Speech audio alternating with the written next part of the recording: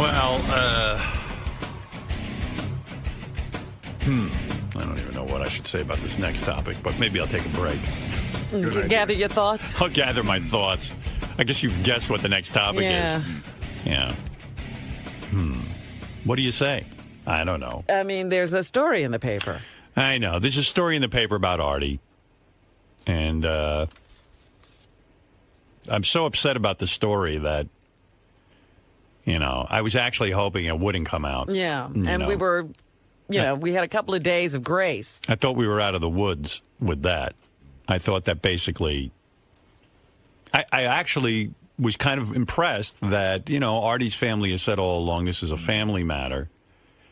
And we're not going to talk about Artie's situation. And I was glad they said that. Mm-hmm. And then I was even more sort of surprised, remarkably surprised and glad that Artie's situation has been kept quiet. Well, I was shocked because, as I said, there are so many of these outlets now. There's internet places, there's all of the TV shows that people and the tabloids themselves, and somehow or other, they're always hunting for information. Yeah, and I really would love to know who the scumbag is who releases that information to the press, who sneakily finds something out and then tells the press, because this really is a private matter and something that has got me so distressed and so upset and so just bewildered. I don't even know what to think. I'm angry about it. I'm sad about it. I'm just all over the place emotionally about this whole thing. I've been working with Artie, as we all have, for, 9 years or so? Okay. So, I don't know. I'm pissed off that the story got out there. Pissed off at the shithead who had him, who maybe got paid $10 to tip off, Page 6. Yeah, what do you get out of that, really? And honestly, I don't know what to say about this story because it's such a mind-boggling thing that's gone down that, I don't even want to in any kind of way say the wrong thing or I think the word is exacerbate the situation. It's just I don't even this is a family matter. I don't know what to do. I don't know what to say. I work with Artie. I love Artie. I said to people the other day, just remember how great Artie is and what a wonderful guy he is. He's got a good heart, Artie. And I know everybody has their demons. I've said this many times. Everyone has their demons. Everyone. Except Fred. Everyone has their demons. I think Fred is a demon. He doesn't have one. He is one. Everyone has their demons, and that including myself. But he's wrestling with some serious stuff, Artie. Well, really right now his demons are getting the better. They are, and I only wish him well. And I hesitate to even read the story, but I guess it's out there. Well, people can read it for themselves. I mean, I don't think that. I just feel weird about it. I don't know what to do or what to say, or not that there's anything to do. It's a terrible position to be in. It is. Because it leaves you. We were talking about someone else's plight the other day, and surely the family isn't ready to come on the air and talk about it, right? And that's the situation we're in. There's no way we could talk about this rationally or have some perspective on it because it's too close. Yeah.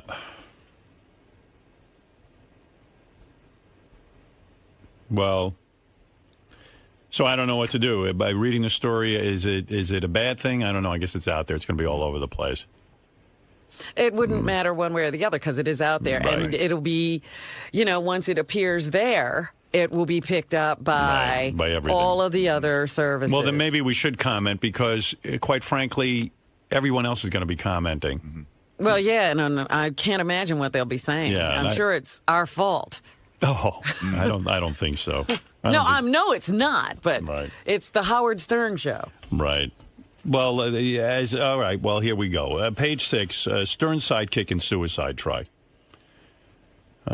Troubled comic Artie Lang landed in the hospital. I just feel sick about this. I don't even want to. Well, that's why I said I don't think you should read it. I'm sorry. If people see it, they see it. Yeah. How it would be like the Johnsons coming on to talk about their daughter. Yeah, that's kind of how I feel. I don't know what to do in this situation. There's nothing to do. But Artie's demons run deeper than I ever knew. And...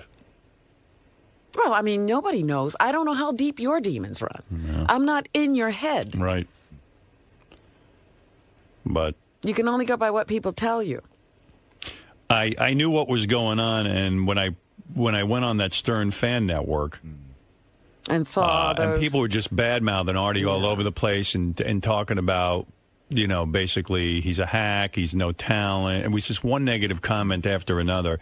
It just made me sick because I knew what was going on with Artie, and I just got really affected. That's when I said, you could make a list of all the great things Artie contributed to this show, and you could sit there and have a laugh riot, just to all the little off-the-cuff comments and also some of the stories he told and just all the things he's been a part of. Characters he created, those impressions, the dialogue he'll add to, any situation. Artie, the reason that I hired Artie is because right away from day one, the day I met him, Norm Macdonald introduced me to him on the show. Norm brought him in with me, into the show to be interviewed. And I really didn't know Artie's work. I was not a fan of the show he did, Mad TV. And I certainly didn't know him. But he came in. And he was a fan of the show, so he knew the show. And he started to tell some stories, and kind of in a very charming way, he would reluctantly tell his story. You'd have to drag it out of him a little bit. Right. Norm sort of threw him under the bus. Right. He'd say, hey, Artie, tell him when you did all that coke and when you were supposed to do the movie. And he'd be like, oh, I didn't want to say that. And then he'd go into, and he'd start to say stuff. And then... after Norm would leave, I'd say to myself, gee, I love Norm, but boy, where's that guy Artie? I mean, when are we going to get him back in? And then Norm showed up again, I think, with Artie. And it was great. It was great fun. And when Jackie was gone from the show, and I started to have certain people sit in the chair, the guy I kept thinking about was Artie, every time he was around. And Artie was one of those guys who... would sit in the chair, and he didn't feel like he had to be on every 2 seconds. And at first, I didn't even know what to do with Artie. At first, when we brought him into the show, I thought that maybe, like Jackie, I'd say to Artie, well, why don't you write a few lines or something, because that was Jackie's primary function. He would sit there and write a line or go into a writing session with us and write. And Artie wouldn't do that. That's not Artie's thing. Artie said, I don't know how to do that. That's not my thing. And so he would kind of sit there and every once in a while chime in. And what was so charming about it was he knew instinctively not to rain on the chemistry or the way Robin and I communicate.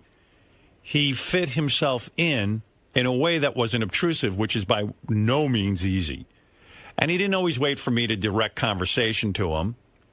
And I don't want this to sound like a eulogy. Artie's alive, by the way. It was a suicide attempt. But the reason Artie was so great is that he fit into the show and didn't get in the way, only contributed when he knew he had something important to say or something funny to say, which is by no means easy. Yeah, I remember, like we would sometimes just, in a passing comment, because we were having a lot of different people sit in. And we were like, boy, Artie's incredible. Artie's really fun to work with. Yeah. Fun guy. He fits in. Yeah. And so I really... had great, I just had great admiration for Artie's talent and the way he fit into the show. And again, like Robin or Fred, I never had to sit with Artie and explain to him how the show worked. I never had to sit there and say, Artie, here's your role, and this is what I want you to do. Because once you have to do that, then the guy's not right for the show. You got to kind of... And almost everybody else who sat in that chair, they usually needed some kind of guidance. Yeah. I think the only other guy I could think of at that time that would have worked in that chair that I even considered was Jimmy Kimmel. But Jimmy, of course, had his TV show going and all that. But Artie fit the bill from day one. And Artie actually had it with Hollywood. He was not good going off to Hollywood. He just said, I want to live in Jersey, be near my mother and sister, be near all my friends. And the job made sense to him. He wasn't interested in living in L.A. anymore. And I got lucky.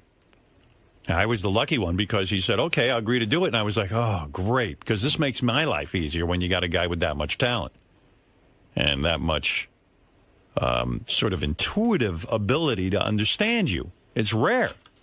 You know, and people have said to me from time to time when they would say, you know, these guys on Stern Fan Network who were making these horrible comments about Artie over and over and over again, and I know it represents a very small part of the audience, but they were just making these comments, and I said, boy, how easily people forget how difficult it is to incorporate someone into a show and not to destroy the chemistry, but to make it great and all the great Artie moments and all that stuff.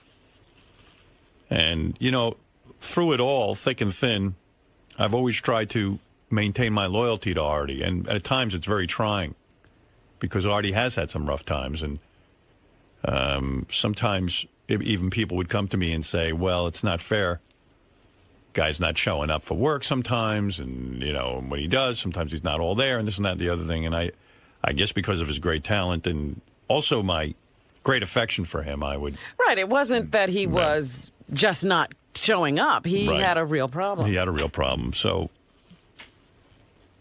I certainly wish Artie well. I haven't spoken with Artie. Robin has. Tim has. You know, I don't know. I just haven't. I don't know. I don't even know. I'm just freaked out. I don't know what the hell to do. I figured if Artie wants to talk to me, he's going to call me. Well, I don't know that he's... I don't think he's at that point. Yeah. No. At some point, I'm sure he will. But, you know, I only wish him well. And, you know, I don't know what's going to be. But it was pretty upsetting when I heard the news, and it was like, ay, ay, ay. This is just too much to bear. And my thoughts go to his mother and his sister, who I am sure are in great pain. Absolutely. Yeah. Because that's mind-blowing. So I'm upset. I've been down about it. Yeah, we haven't talked much about it. Yeah, and I haven't talked. You and I haven't talked much about. Robin and I spoke a little bit about it, but we haven't. None of us have really talked about it because around here we weren't sure even who knew what. Right. You know, and we didn't want to be the ones spreading any gossip about Artie. There were people here who are you know, close to Artie and stuff, didn't know what was going on, and I would not. You know, they came to me and said, "What's going on?" And I said, "It's a family matter. I can't comment, and I don't even know what I know is right. I don't know. You know, I just backed off because everybody comes to me to gossip." Right. And I didn't want to gossip about Artie, you know. And I've been upset about Artie for, you know, a long time, as we all have. And you know, and I've had my private conversations with Artie, and that's the way I choose to deal with it. Mm-hmm. You know. But anything that I have to say to Artie, I say to Artie directly. And, you know, that's that. I've told him what I think. I told him what I think he should do. But, you know, guy's got to do his thing. He's an adult. He got to do what he wants to do. And, you know, can only help by being supportive and saying, we're there for you. Yeah, this is a particularly difficult, because you don't know what to do. You know, you can only do so much. You can talk, cajole, nag, you know, but as you say, it's up to that adult to make the final decision. And I'm sure some people in the audience right now are very curious. And the reason I'm not reading the article, and it's just, I don't know, there's something inside of me that doesn't want to be the one to spread. I know it's going to be all over the place, and it's going to be in the news. Once it's in page 6. But once again, you know, if a relative of yours, you don't go running to the press. Right. You know, you just, and this is a sort of family. Yeah. You know, we're very close here. We care about each other a great deal. You know, sometimes when I'm talking about the show and people, you know, they have these images of what goes on here. And I say, I do. I love everybody I work with. And I really enjoy seeing them. I enjoy seeing them thrive. And it tears my heart out if somebody's going through some pain. Yeah.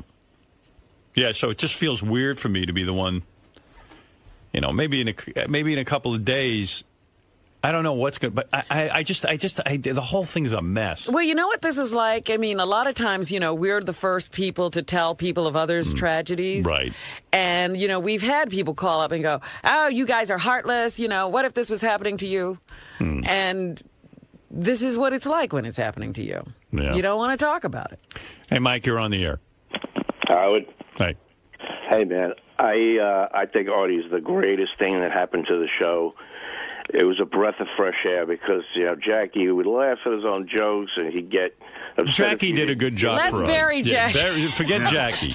Oh, That's the other thing. I know that really bothers Artie, that he was always like compared with Jackie. He goes, no way. He's a star. Jackie was just Jackie was Jackie and Artie is Artie. Right. They're no to compare the two when you're reading on the Stern Network, that's ridiculous. And Artie was the greatest thing that happened to the show. And sure, he's had his ups and downs, but so did Jackie. Right. Everybody's got to understand. And if anybody, Howard, can put this in the right perspective, you would if you talked about it. I'm not asking you to. I don't get it in Florida, so I won't read it probably for a while.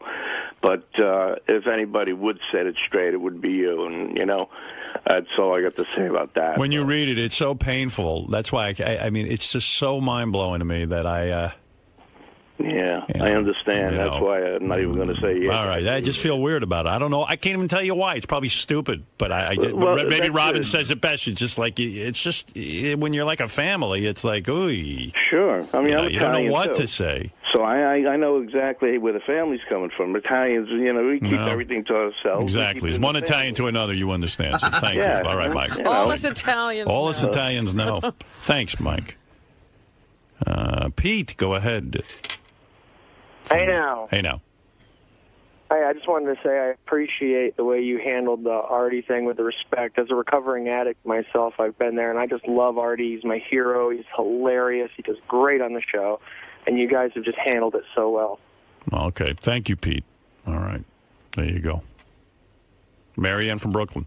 Howard, I know he's kidding. I can't believe it, Howard. I just read it. I shared so many nasty words with Artie back and forth, but really, I cannot believe it that he is so sick. And Artie, I hope and pray that you'll get better. I don't think it's I just don't know what to say, Howard, and I cannot believe it's a real tragedy. It's a real tragedy. Sick to my stomach, right. And I feel like I hope and pray that Artie will be better to come back and tell us that he's well, and his mother and his sister. I met them, Howard, so many times. They were so good to me, and Artie and me had this thing going, love, hate, but that's something, Howard, I never expected to hear ever in a million years. All right, and I'm Marianne. heartbroken, Howard, over Artie. All right, thanks, Marianne.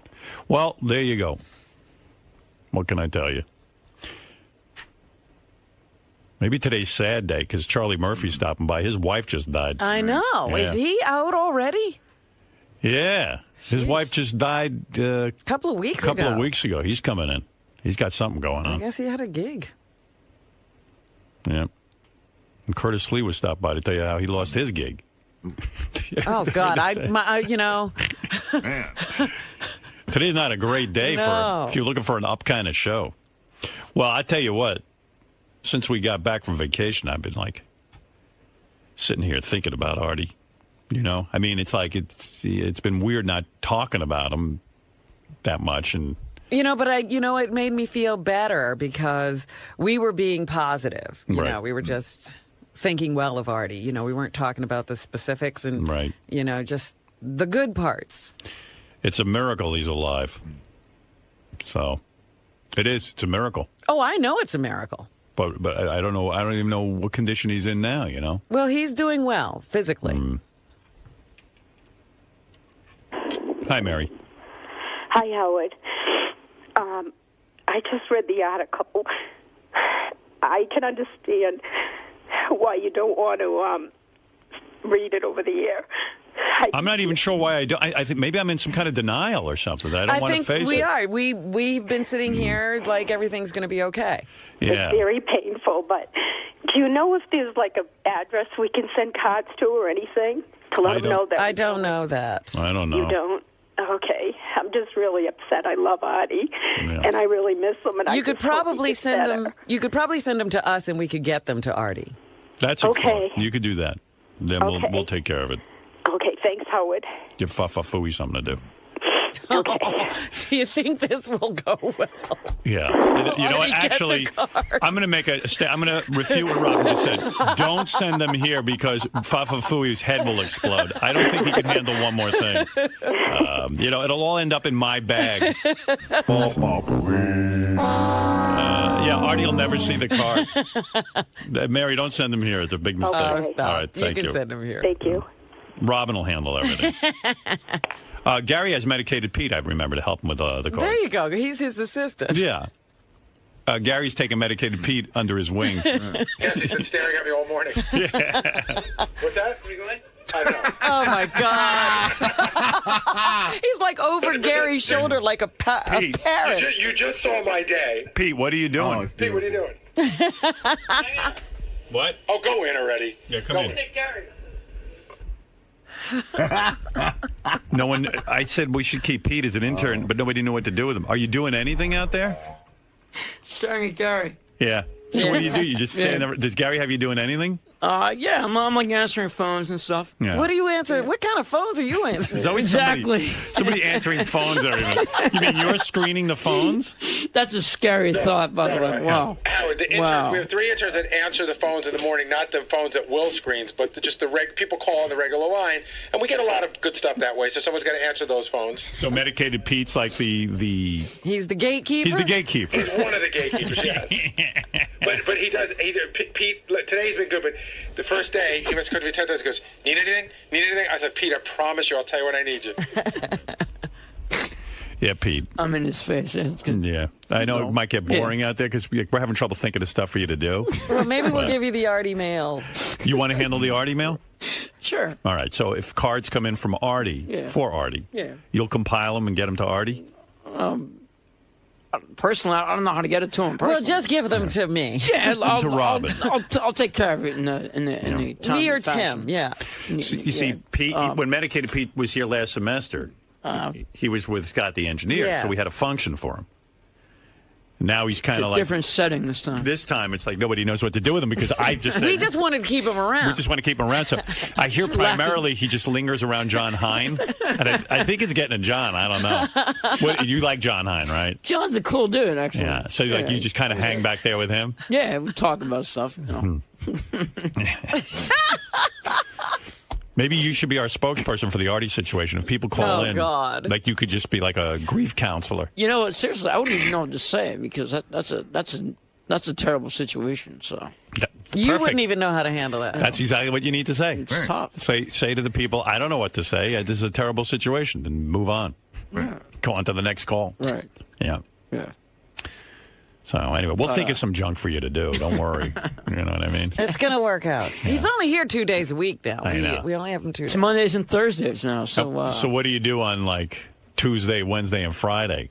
Just trying to, hanging out and stay at home with your mom and stuff. Yeah. You mean you're doing nothing? Well, I am getting myself out there because people are recognizing me now around town and stuff. So what do you mean you're getting yourself out there? Are you parlaying it into something? I'm trying to. Yeah. I know you have a website. I do. Yeah, we were on there. Yeah. It's pretty good. It's a pretty good website.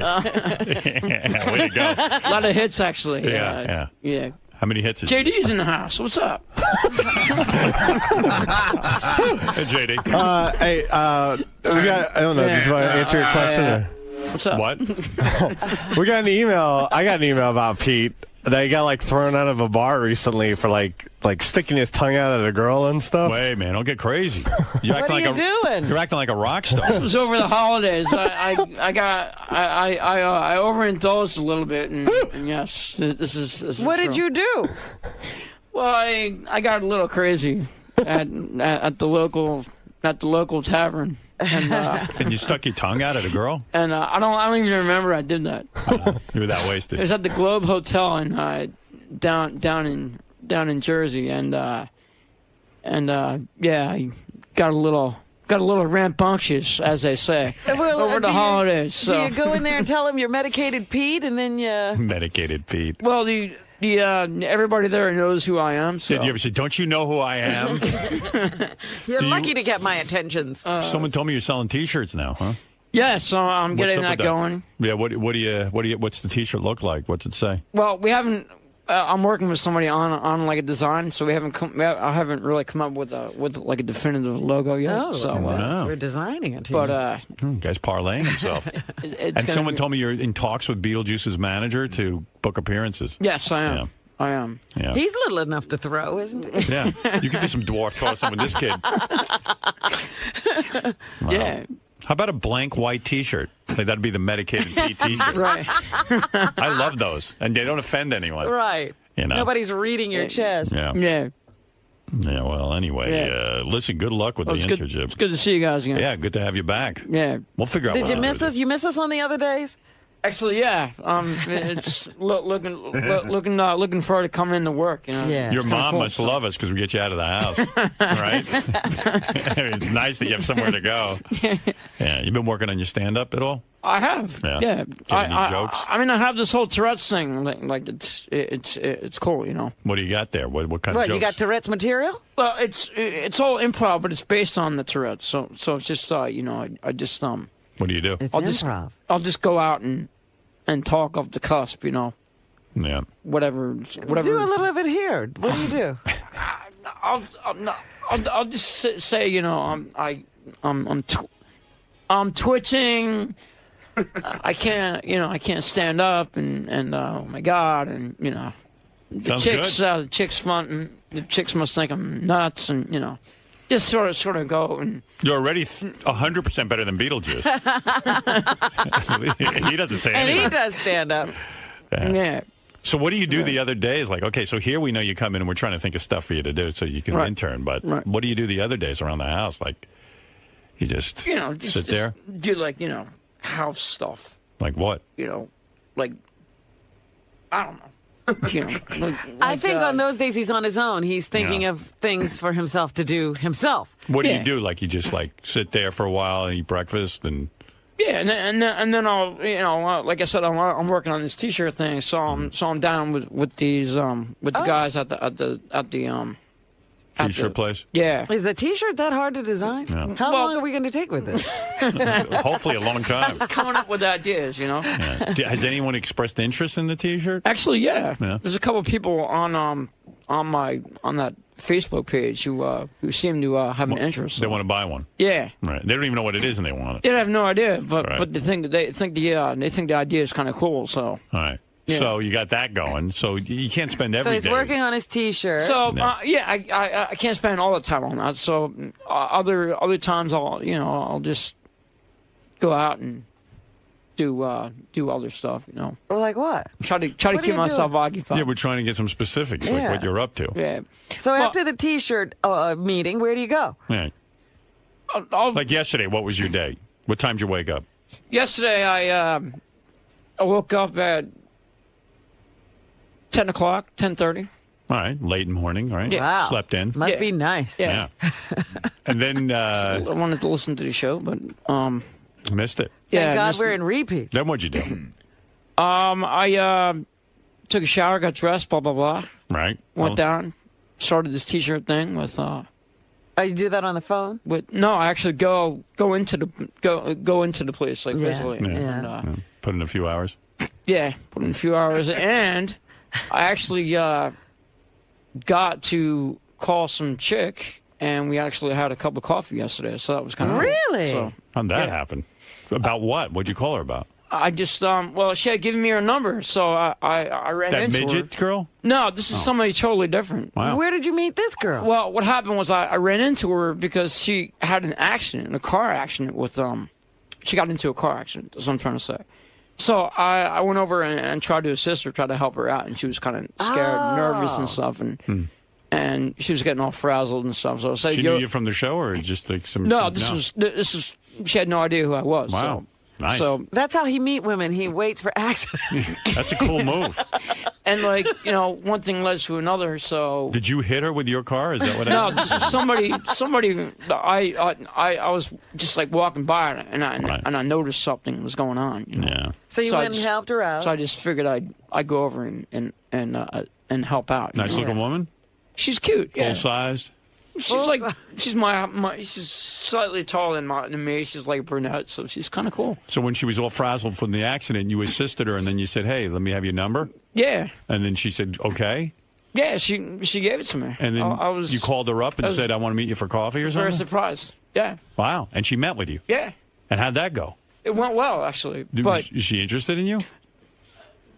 unfortunately, she just got out of a bad relationship. She told me, so she's not ready to jump into something. You know what happened, Howard. This is like a Munsters episode. Right. She was shook up from the. That's right. She couldn't accident. I think she was all frazzled. Right, and then she sat down with him.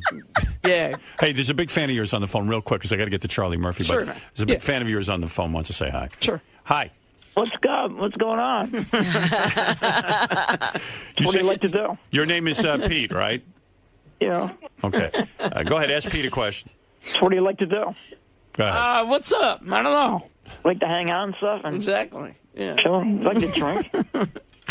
All right, Pete. Thank you. What are you into? What are you into? Okay. I'll talk to you later, man. Later, man. All right. Why do you want to talk to me? All right, Charlie Murphy is here. I got to take a break, though, All right. first. And, you know, that's a pretty cool thing. Pete's hanging out at dangerous intersections and meeting women. And it is like a Munsters episode. The best. You know what? Tower TV should do a special where Pete tells the story and then they do a reenactment. And then make it like the Munsters. The girl gets out of the car and she's like, you know, I met a guy, but I'm not sure what was going on. But he called me for coffee. And she goes and sees him. Then she gets out of there. Wonder how quick the lunch was over. It was just coffee. And then she said, I'm in a long-term relationship, Yeah. but I just got out of it. And then, Give me an espresso, something Right. short. I'm out of here. Pete, welcome back, man. Thanks, pal. Good to be back. Excited to be back. Good to be back. You gotta find something to do around The here. mix again. Yeah, exactly. I'm sort of a little. I'm like I don't know. I'm like a show vagabond right now. But you're answering some phones, right? Answering phones, you know, pretending to work. You like that? You like answering the phones, or you'd rather have more hands-on duties? I like the hands-on, but whatever. I mean, Maybe be on the air some more. yeah. You know, I think it's kind of cool. So the whole thing. You Just know, happy to be doing back. a little bit of doing a little bit of everything around here. It's kind of cool. So you know, You got a website up, man? Jeez. I do. You getting T-shirts out there? In the middle of that right now, and you know, we'll see what happens. You're a rising star. Seems like it's a good thing. What the fuck? Scott Goodstein. Scott Goodstein? Scott Goodstein. Doug Goodstein. Wow. I had Scott on my mind. Do you miss working for Scott? It actually felt different coming in here the other day because I was like getting used to like going into Scott's office and stuff, and you know now it's like it's a totally different thing now. So, but you know, we'll see. We'll see what happens. Pretty cool. All right, thanks, Pete. Hey man, no problem. Camera in the face, right? First thing. Thanks for that. Sorry. So I had to do terrestrial radio till 3 in the morning, so it's now Oh, wow. 5:45, 5:45 or something. So It's tough. So what brings you back? I am promoting Celebrity Rehab 3. Got a lot of stuff to talk about because this group was really intense. It was Tom Sizemore and Hattie Fleiss and Dennis Rodman and Mackenzie Phillips. So all people you guys know, I think. Yeah, we do. But they were great, but they were tough, and so I imagine these guys will have questions for me. What do you think? Yeah, I think there's gonna be a lot of things to talk about today. Yeah. Please don't say it that way. That always scares me. Well, Artie's not here, right? No, he's not. So that's one bullet dodge for me. Yeah. So, but it'll be fine. I'm looking forward to talking to the guys. I really am. All right. It's I go long without talking to Howard. It bothers me. No, really, I like Artie. I really miss Artie too, and I hope whatever's going on with him, that he's doing well. How is it different when he's not here? Because you've been here. It's been different. When Artie is here, it's different every time I'm here because it depends what mood Artie's in. But has he ever not been here when I've been here? I don't think so, right? Oh, so this is the first? I think. Maybe Gary can tell us, but I think so. So it'll just be Robin abusing me. All right, well, we'll see you in there. Will do. Thanks. Dr. Drew is here. I want to talk to him. I was just reading one of those gossip magazines, which I often do, and Dr. Drew had his shirt off on some vacation. And did they get him with the trunks and topless? Yeah. But they were saying it's like Dr. Drew is a secret hunk. Did you see that? Secret hunk? Yeah. You posed for that. No, I did not. Oh, bullshit. No, I did not. You know I was you're with a my secret kids. hunk. And where were you? I was in Hawaii, and I was flipped out by it. I complained to the hotel. I'm like, are you kidding me? Why didn't you tell us? You got these guys camped out all over the place. Hawaii's the worst. I didn't. What do I know? And my wife, you know, women are about themselves, and so she's like scrutinizing it with a jeweler's loop and pissed off. And I didn't think you looked that good. No, she's looking at herself. She's looking at her stuff, and then the kids are in there. The one I saw of you, there was no kids. It was just Thank you. God. That was Us Weekly. Just printed that one thing. You were topless. Yeah. Strange, I was running around all day without trunks either. So I missed that part. So I read that your workout routine is very peculiar to me. You run for a month, and then you work out with weights for a month. Hi, Robin. Hello. In other words, you won't do both. No, I do both, but I'm compulsive, and so I started going in one direction. All of a sudden, I find after a few weeks, I'm just lifting weights. I stopped running, and I don't even notice it. Then all of a sudden, I'll start compulsively running and doing less weightlifting. It's just the way. I'm my brain. Meanwhile, I got to congratulate you. This season coming up. Now, I haven't seen it. Yeah. But if you blow it, and this isn't a good season, then there's something wrong with you, because you got a group there that's, I would think, toxic. You're talking about celebrity rehab now, not sex addiction. Celebrity rehab. Celebrity rehab starts on Thursday. And I applaud you on celebrity sex addiction. I would say it was probably my top 3 shows this past season. Thank you for that. I mean, that and Lamas. That Leave It to Lamas. Love that. I'm not kidding. Love Leave It to Lamas. Love celebrity sex addiction. Yeah. You know. Well, this is the most difficult group we've ever treated. And diverse, too, because we've got Dennis Rodman, who could not get... He's court-ordered to treatment. He's going to go to prison. And you would have thought none of that. Highly motivated, right? No, not the least. I mean, so resistant. He's going to prison? Mm-hmm. Or jail. What's going on? He had another domestic violence and another disturbance at his house, and the police go there like 700 times or something. Wow. Yeah, and is he mentally ill? Well, I can't say that per se, but his level of the resistance was so profound. I actually ended up getting brain scans on him and showing him that his brain was not working right at all. It isn't working right. No, it is not working right, and that didn't matter to him. When a guy when your brain's not working right, why would it? Why matter? Why let it matter? Now, the court ordered him to go to celebrity rehab? No, they ordered him to treatment, and they accepted it, but I had to be satisfied with his level of participation, and I was not. So, in other words, you said to the court he did not cooperate. Lock him up. They sent me a letter from what he'd been doing in Florida. I'm like, this is BS. This is not what this is. This is not who I'm dealing with. I don't know who wrote this damn letter, but this is BS. What was he doing in Florida? Supposedly some kind of outpatient program, and they're he's participating, he's active, he's fully... I'm like, they were glowing. Like, yeah, I'm like, are you kidding me? Was it sort of like what Artie was doing for a while, like when he had the 2 cops watching him? And no, this was actually a legitimate, but like a 3-hour-a-day, 3 days a week kind of an outpatient program. And you felt it wasn't enough? Well, I think he schmoozed them, and he got somebody to write a letter that was no reflection of what was really going on. When you say to Dennis Rodman, Dennis, look, even though this is a TV show and some of this is shtick in the sense that, look, there's a camera on you, you've got to take it seriously. No, I watched some footage of me going, Dennis, he goes, look, here's my problem. I'm going, Dennis, I got a problem. Here's the letter from the court. I have to be satisfied you're participating actively. I got to write the letter back, and if you don't participate, I ain't writing that letter. And he's like, yeah, sure. So I'd rather go to jail, he says. He doesn't even go that far. It's just like, boom, whatever. Boom, out go the lights. Whatever. Yeah, just whatever. I don't know what he's thinking because he never tells me. What is the personality affect there? You're a psychiatrist. No, I'm actually an internist addictionologist. That's my kind of... whatever. But... say you're a psychiatrist. It's a lot easier. People never heard of internist addictionologist. I know, it's hard for me. Yeah, that's a new one on me. Yeah, that sounds kind of lame. Addictionologist. No offense, but that doesn't sound good. I think you made that up. I didn't make it up, but it does sound lame. Go ahead. So... all I get is just deep... rigidity and resistance. And I actually... But what is that? Well... be honest. Well, I actually thought it was autism.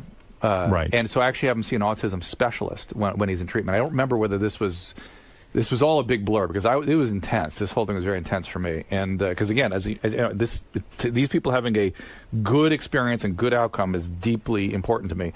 And I had him see an autism specialist from UCLA. Right.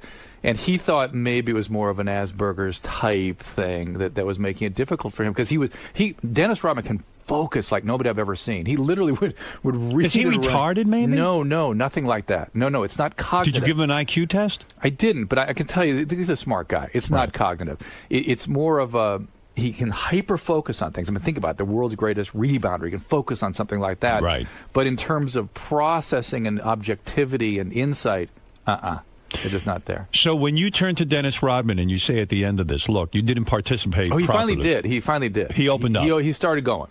But it took literally dragging him, kicking and screaming. So he isn't going to jail because of the letter you wrote, is he? No, I wrote a pretty good letter for him. You said, okay, he participated. Yeah, he did. He is not going to jail. He's not going to jail. Does he need more? He had to do 100 hours of community service, and we had to supervise him through that and make him do that, and that was hard to get him to do that. And is he a sex addict? I mean, here is a guy who told me on my show he was married to what I think is one of the most beautiful women in the world, Carmen Electra. Yeah. And certainly she could have done him some good, even in terms of his celebrity and all of this.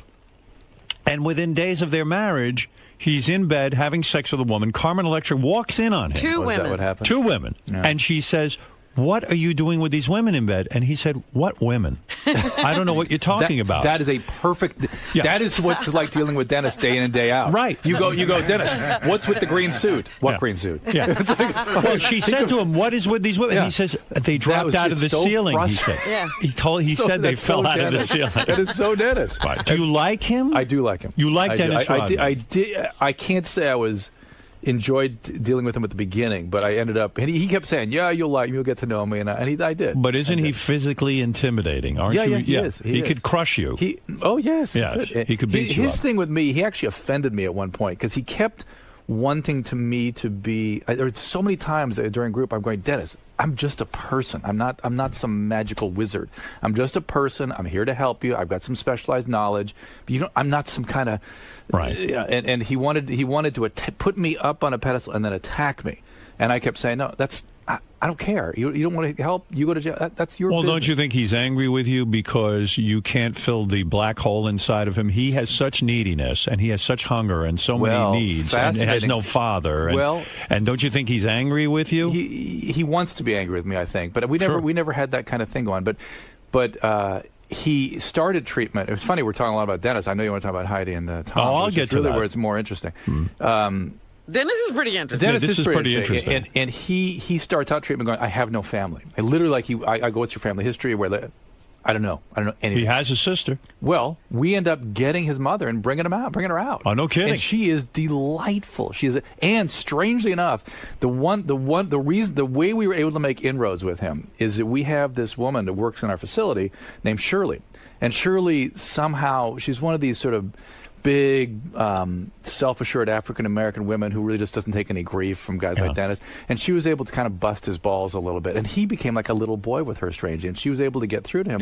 And it turned out Mom's name was Shirley. Shirley Ann, which is this woman's name. Why is it that he said to you, I don't have a mother, I don't have a sister? You don't know. I don't know. And I don't, right there. Is this his biological mom or the family he moved in with? No, he moved in with a family. I know. We brought the biological mom out, and she could not have been a more wonderful person. She was delightful. So what do you think? She was like, Dennis, you're forsaking your family. We love you, son. You can't forsake your family. When was the last time she saw him? It may have been the last time when I had a session with him. And when she turned to him and said, we love you, son, why have you forsaken your family? What did he say? I'm not sure if at that point, this is where the stuff gets funky with the cameras rolling. He had some resentments towards his sister, and he kind of didn't want to talk about it. And my job is not to out somebody with stuff they don't want to tell. I see. Know what I mean? Is that the problem, though, with this kind of therapy, that because the cameras are rolling, people are not going to get real therapy because they were afraid to open up? Maybe Dennis would have opened up and maybe cried and embraced his sister. For addicts and alcoholics early in treatment, too intensive a work doesn't serve them. It makes them want to go use drugs. I was going to ask you about that, because sometimes I think you should get more psychological with them, but you avoid that. You avoid it. One of the things for me in doing the sex rehab program, I brought this team together of experts that do sex addiction every day. I don't do that treatment every day. One of the things that shocked me in that was how fast and how deep they got into some heavy stuff. We tend to go, look, we know that stuff's there. 6 months from now, when you're stable, not using drugs, in your recovery, then we get into that stuff. I noticed on your season of Sex Addiction, which I thought was terrific, the star of the show was a girl who people don't know. She was on my show. This Paniche, Carrie Ann Paniche. She was on my show. She was delightful. I had no idea. Then I saw the show and I said, she's a fucking vomit. I mean, I've never seen she's a the more... person, when you get to know her better, you don't like her. I've never seen a more toxic human being. And now you're having her back on Celebrity Rehab. Well, turns out she was strung out on speed. Okay. We didn't know it. She kept denying. I kept kind of thinking she was. Well, you sort of indicated you thought her behavior, it was indicative of substance abuse. But she was taking Adderall, which was showing up as amphetamine in her urine, and the psychiatrist saw her and said, yes, she needs Adderall. It's like, oh, for God's sakes, if she's an amphetamine addict, we're giving her Adderall. Horrible idea. Right. Well, that's what ended up happening.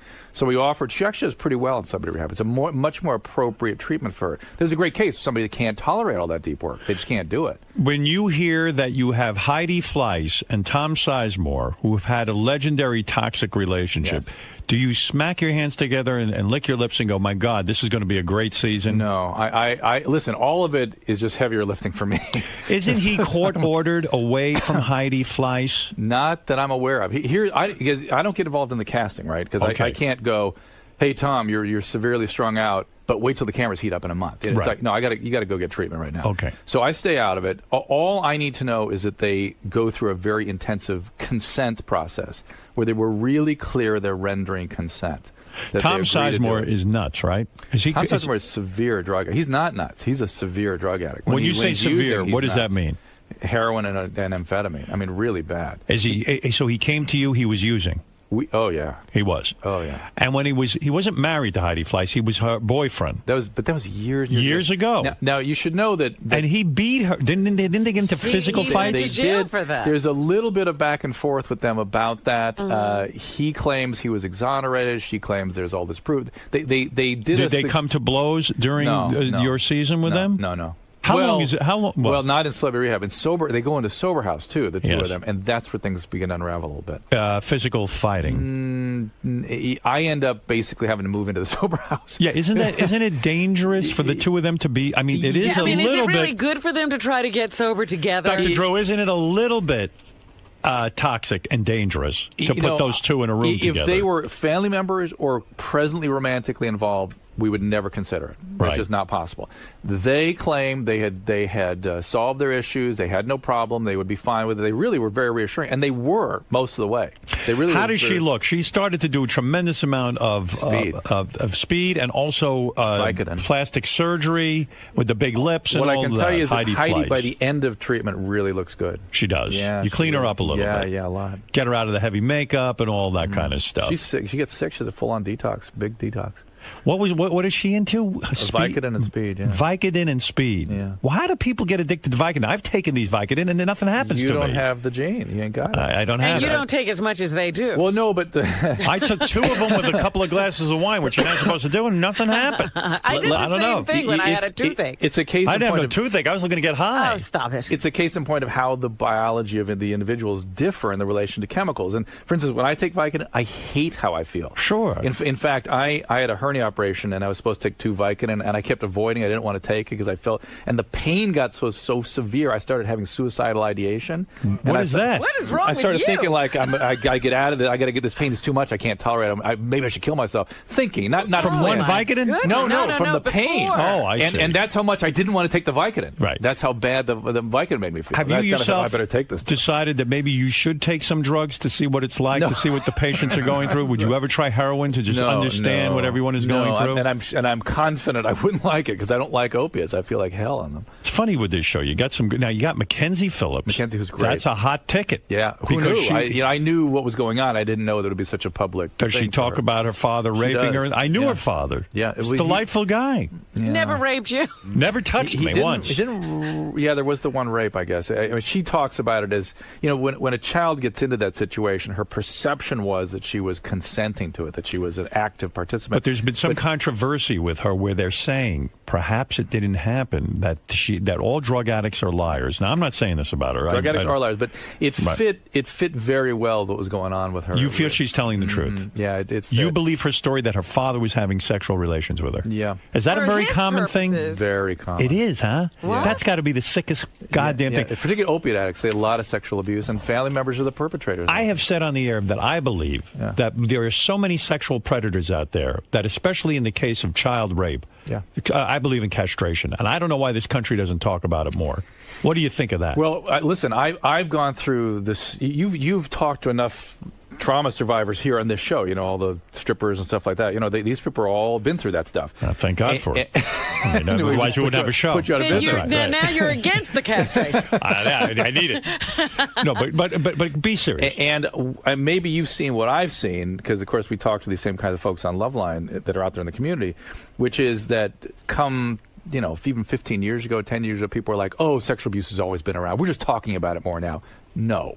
It's an epidemic. It's an epidemic. Right. And look, and somebody that's a perpetrator doesn't perpetrate on one kid. They perpetrate on lots of them. And then the kids perpetrate on other kids. And it's shown that you can't rehabilitate these predators. I don't think that's true. See, he would be for rehabilitation. Yeah, I would be. And they're always at risk, I'll give you that, and they need to be carefully monitored. But Fred has this theory that all of, you know, like the internet and the proliferation of child pornography is creating more predators. We don't know the impact of all pornography. I right? don't understand something with you. I'm going to get back to this season of Celebrity Rehab because it's an interesting cast. I want to ask you about some of the people, but there's something I don't understand about you. I mean, you're a doctor. You must make a good living. Now, I've read where, like, Andy Dick, the comedian, you are actually his doctor outside of any television show. Correct. That you are considered his private physician or whatever. And that at times Andy Dick gets so off the wall that he calls you in the middle of the night because he's feeling like he's going to do drugs and this and that. When Andy is no longer on the TV show, are you paid to be his doctor? In other words, do you charge him a fee? Yeah, when he comes see me in my office and stuff, sure. You do? Yeah. So is Andy okay? So do you have a private practice? Yeah. But I have two different... I'm wondering how you make a living. I mean, the TV show can't pay that much. No. I have two different jobs. One is I have a general medical practice, which I've been doing for 25 years. Then I run an addiction recovery program at a psychiatric hospital. It sounds very time-consuming. It can be, but I have partners where I basically head teams, and so I can move in and out very flexibly. I've spent most of my career building that flexibility. Wait a second. You do the radio show. Radio's my primary living. Does it pay a lot of money? It's my primary living, yeah. It's a couple $1 million? No. not Stern living. No, come on. No. You don't make $1 million? No. At one time I did. From the radio show, you don't get $1 million? No. But compared Isn't it syndicated all over the country? How many stations is that on? On 60, I think 65. 67. Yeah. But listen, practicing medicine, you're lucky if you make $150,000 a year. That's a lot of money. You can make $300,000 a year. If you minimum really killed yourself. You really killed yourself, yeah.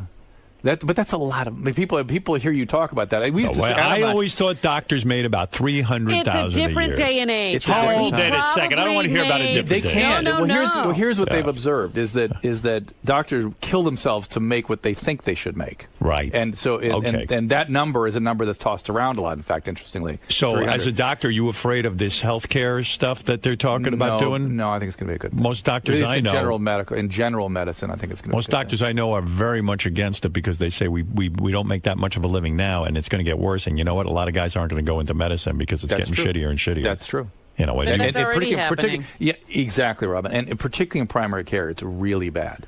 When you went to med school, where'd you go to med school? USC. USC. When you're a young guy who's going to be a doctor, that's the mother lode to most girls, right? I mean, you probably got laid like a son of a bitch, didn't you? And don't tell me no. How much pussy, I'm going to be honest with you, did you get? And you're a nice-looking guy. He wasn't the sex addict. No, I'm not talking about that. By the time he has elements of it. Yeah, believe me. He has a touch. Yeah, all guys do. By the time I was 24, I had met my wife. Right. And how many girls did you have before your wife? Oh, I don't feel comfortable talking about it. I really don't. I feel comfortable talking about it. No, my kids listen to your show and stuff. Your kids don't listen to this. Do. Well, you become a responsible parent. You would tell them this? Not yet. No? I'll come a couple years from now. You were a pretty good magnet for women because you had the... I really enjoyed dating. I really enjoyed it. I like meeting people and going out and stuff. You must be a super smart guy. What'd you get on your SATs? I mean, you get into medical school. Well, that was college. I went to Amherst College. USC? Amherst. No, I went to Amherst College here in Massachusetts. That's not so good. Amherst? Is that a good school? It's a great school. Okay. How dare you? Go, Lord Jeff. What'd you get on your SATs? I think I was like a 1450 or something. 1450, that's it? Yeah, back then. That would get you in a good school back then. And you went to medical school with a 1450? Yeah. It was a different time. No, it wasn't. Yes, it was. How old are you? I'm 51. Yeah, well, but my roommate in college was 6-year med, Dr. Lou Weinstein. Yeah, but I he think was he had 6-year. he had like a perfect score, I think, on the math. Yeah. He had Yeah, like an but- 800. Yeah, I got like a 750 or something like that in the math. Oh, you did? Yeah. Oh, you fell down in the English. Yeah, I fell down in English. Yeah. You don't speak so good. Yeah. Can't read Who well. knew I'd be talking Can't for a read living? so good. All right, listen, man. Obviously, you're a bright guy. So you're telling me the radio show doesn't make you $1 million a year. The private practice is making you about $150,000 a year. Well, that's if I applied myself. Now I actually lose about $50,000 a year. Well, of course, you're on the phone all night Right. with Andy Right, Dick. How much I can do that a lot of pay? other stuff. That's right. Well, my question is, do people But really want to go to a celebrity doctor, a doctor who's on TV? Well, for... you know, the people that I treat in my general medical practice, I've been treating for 25 years. Yeah. And in fact, I keep my practice open, because I am so deeply involved with this group of patients, and I want to keep my employees employed. When you say you're in a private practice, what is that practice? So you help Medicine, people that general medicine. Oh, general medicine. General They go to you for my yearly physical. Exactly, or whatever. Or So you stick your finger up a guy's ass? Mm-hmm. Oh, you like that? That I do all the time. You're like, I got a great job. In fact, I'm due for my yearly physical. Do you want me to just we can knock it off right here in front of the camera if you want? Why not? Is that weird when you have to stick your finger up a guy's ass? No. Yeah, you know. 'Cause What are you really feeling for?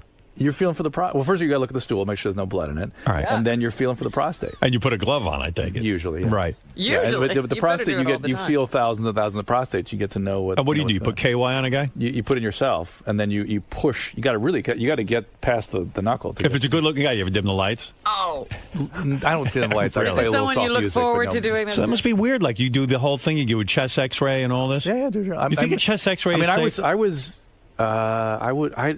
we overdo X-ray. Right? There's actually some data now on CT scans and childhood exposure to CT I was just scan. going to ask you about the CT. Every year I go to we this do, doctor. We're very cavalier about it Yeah. these days. Every year I go to my guy. Yeah, a chest And- X-ray every year is. I would tell you that there's no great evidence that yields anything. I mean, if you're going to do you have smoking history? No, I mean 100 years ago. Yeah, I mean, if anything, people argue about whether you should be getting a spiral CT scan of the chest every 5 years. That may be. Right. But a chest X-ray doesn't yield very much. And I was all geared up to be an intensivist. I was heading towards cardiology. That's really where I was going. I see. And I started moonlighting in a psychiatric hospital, and I got so interested in the sort of the more global aspects of the human experience that I just couldn't do it. When you stick your finger up a guy's ass, what are you looking for there? You say the prostate. Prostate gland. What are you checking for? Prostate cancer? Cancer, prostatosis. Just yeah. by touching it, you can tell You if can there's some feel- oh, yeah, cancer. yeah, You oh, can yeah. feel cancer. Oh, yeah. No kidding. Yeah. Yeah, You that's what you're have looking for. felt cancer? The prostate gland is a smooth. Oh, sure. Wow. But it's a smooth, sort of. It feels like a rubber ball. Is there an epidemic of prostate cancer now? It seems like every guy I know in his 50s is getting. 100? It's not epidemic. Is that we're living long enough? 100% of men at the age of 100 have prostate cancer. Okay, Yeah. but a significant percentage at 85 have it. how do you prevent that? Is it through the question diet? is, should you? I mean, my 85-year-old patients that get prostate cancer, listen, the prevailing wisdom is today you shouldn't even be checking PSAs in guys over 70 because they're not going to die of prostate cancer. It's not going to kill them. So if you're 50 years old and you're diagnosed with prostate That's a different cancer, situation. that's a different Yeah, situation. yeah. Why do guys get it at 50 so much? Is We it don't for know. poor diet? Out of shape? Nah, we don't know. And then when they do the operation, it's hard to get a boner in it. Sometimes. Sure. They have these microscopic ones now that work pretty well. I would take the external beam radiation myself. You would never get the operation. I can't say would never. If I were in my 40s and had this, I might do the operation. Yeah. You're saying you would get the radiation because you want to get a good thick boner, right? Is that what you're trying to say try to to me? hold on to that. Funny, Yeah. that's what I said, didn't I? Yeah. Robin, is that what I said? No, I mean, You heard me really, say I that? don't want to give Your up my exact boner. words. I really wouldn't want No, to. that's right. For a man, it's a big deal. It's important. What do you do as a doctor? Your guy comes in, patient. You got to give him the finger. You do the whole thing. You put the finger up his ass. Yeah. And let's say it smells to high heaven. Yeah. Do you say to the guy, listen, you got to practice better hygiene? Does the guy ever have like duty back there? Oh, all the time. But you're looking at the duty. You're examining the You're duty. looking at the Yeah, duty. yeah. You're Oh, looking you look at the duty. You check it for blood and stuff. God, that's some job. It's nice, huh? No wonder you want to be on TV. I don't blame you. I'd want to get out of that too. Good Lord, with the duty. The one thing that you in medicine is it's a lot of the What same. does good duty look like? It's not that it looks like you test it for stuff. And it's what, There's no Horrible such job. thing as good duty. Here's a guy got almost an 800 on his math And SAT. what's he doing? He's checking guys' duty. I mean, it's not Good fun. times, huh? It's Good times. Way to go. Boy, I'd be rushing. Better not to be so smart. You're not kidding me. But in medicine, it's a lot of repetitions, a lot of the same thing over and over and over and over. Has again. anyone ever moved their bowels on the table while you're putting your finger in their ass? Oh, yeah, it's funny. Well, It's my funny. God.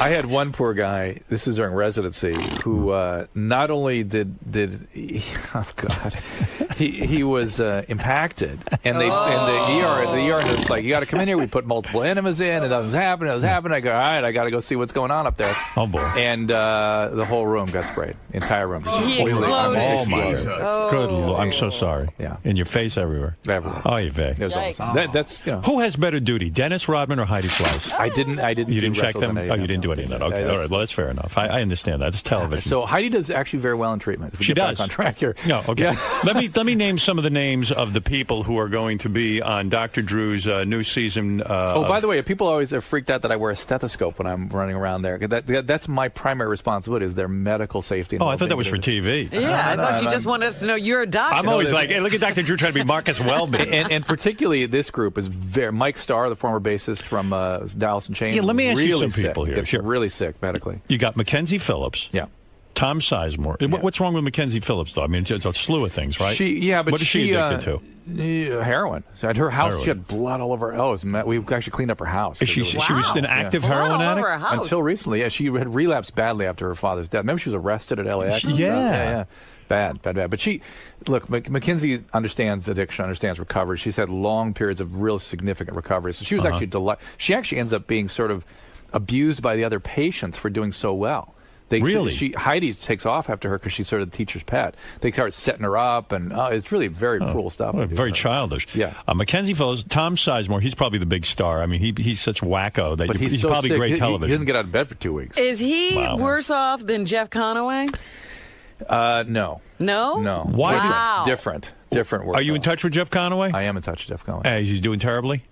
He is. Yeesh. And Tom Sizemore, when you get a guy like that, it's a gold mine because he's whacked out. He has plenty to say. But you say for 2 weeks he couldn't get out of bed. What does that mean? Depression? No. Speed crash, and then open heroin withdrawal. So he was sick. So for most of the show, he's in the bed. Yeah, I mean, listen, that's the thing about this group. We have people like Mackenzie who are deeply involved in their recovery. We have people like Mindy McCready who claims to have no problem. She's a country music star. Let's see. Tom Sizemore, She claims to have no problem, but has a seizure right there.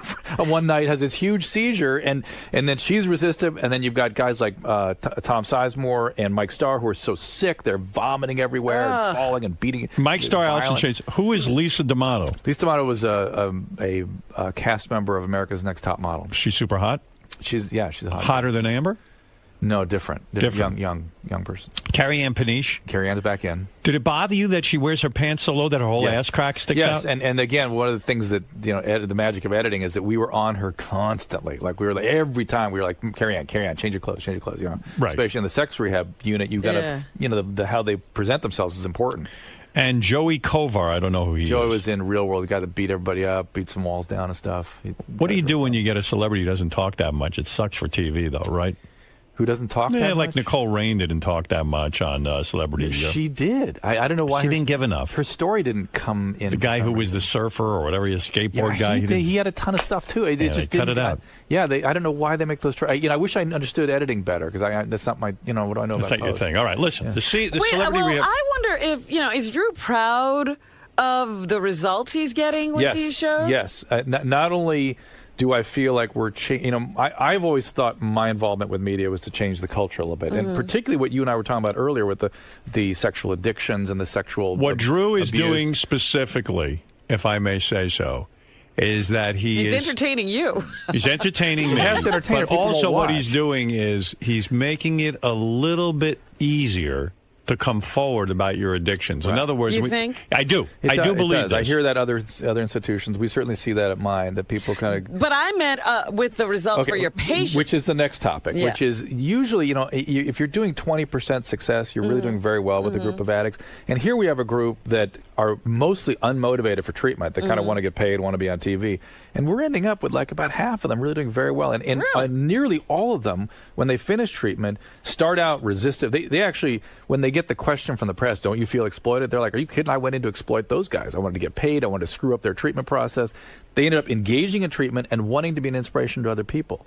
What a lineup you got. You got Rodman. Yeah. Well, if you can work with him, you can work with anybody. You got Rodman. You got Tom. Who's the toughest? Rodman so far out of all the years you've been doing this so far? No, Jeff was pretty rough. Jeff Conaway. Yeah, right, Jeff sometimes do you want to just kill these guys and just go? No.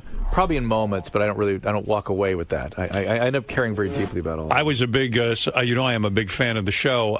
This past season, a lovely woman who worked for Dr. Drew gets fired on the show because, and I felt very bad for her because I would have bashed Carrie Ann over the head it was too. awful. But you can't touch a patient. You can't do it. It's against the rules.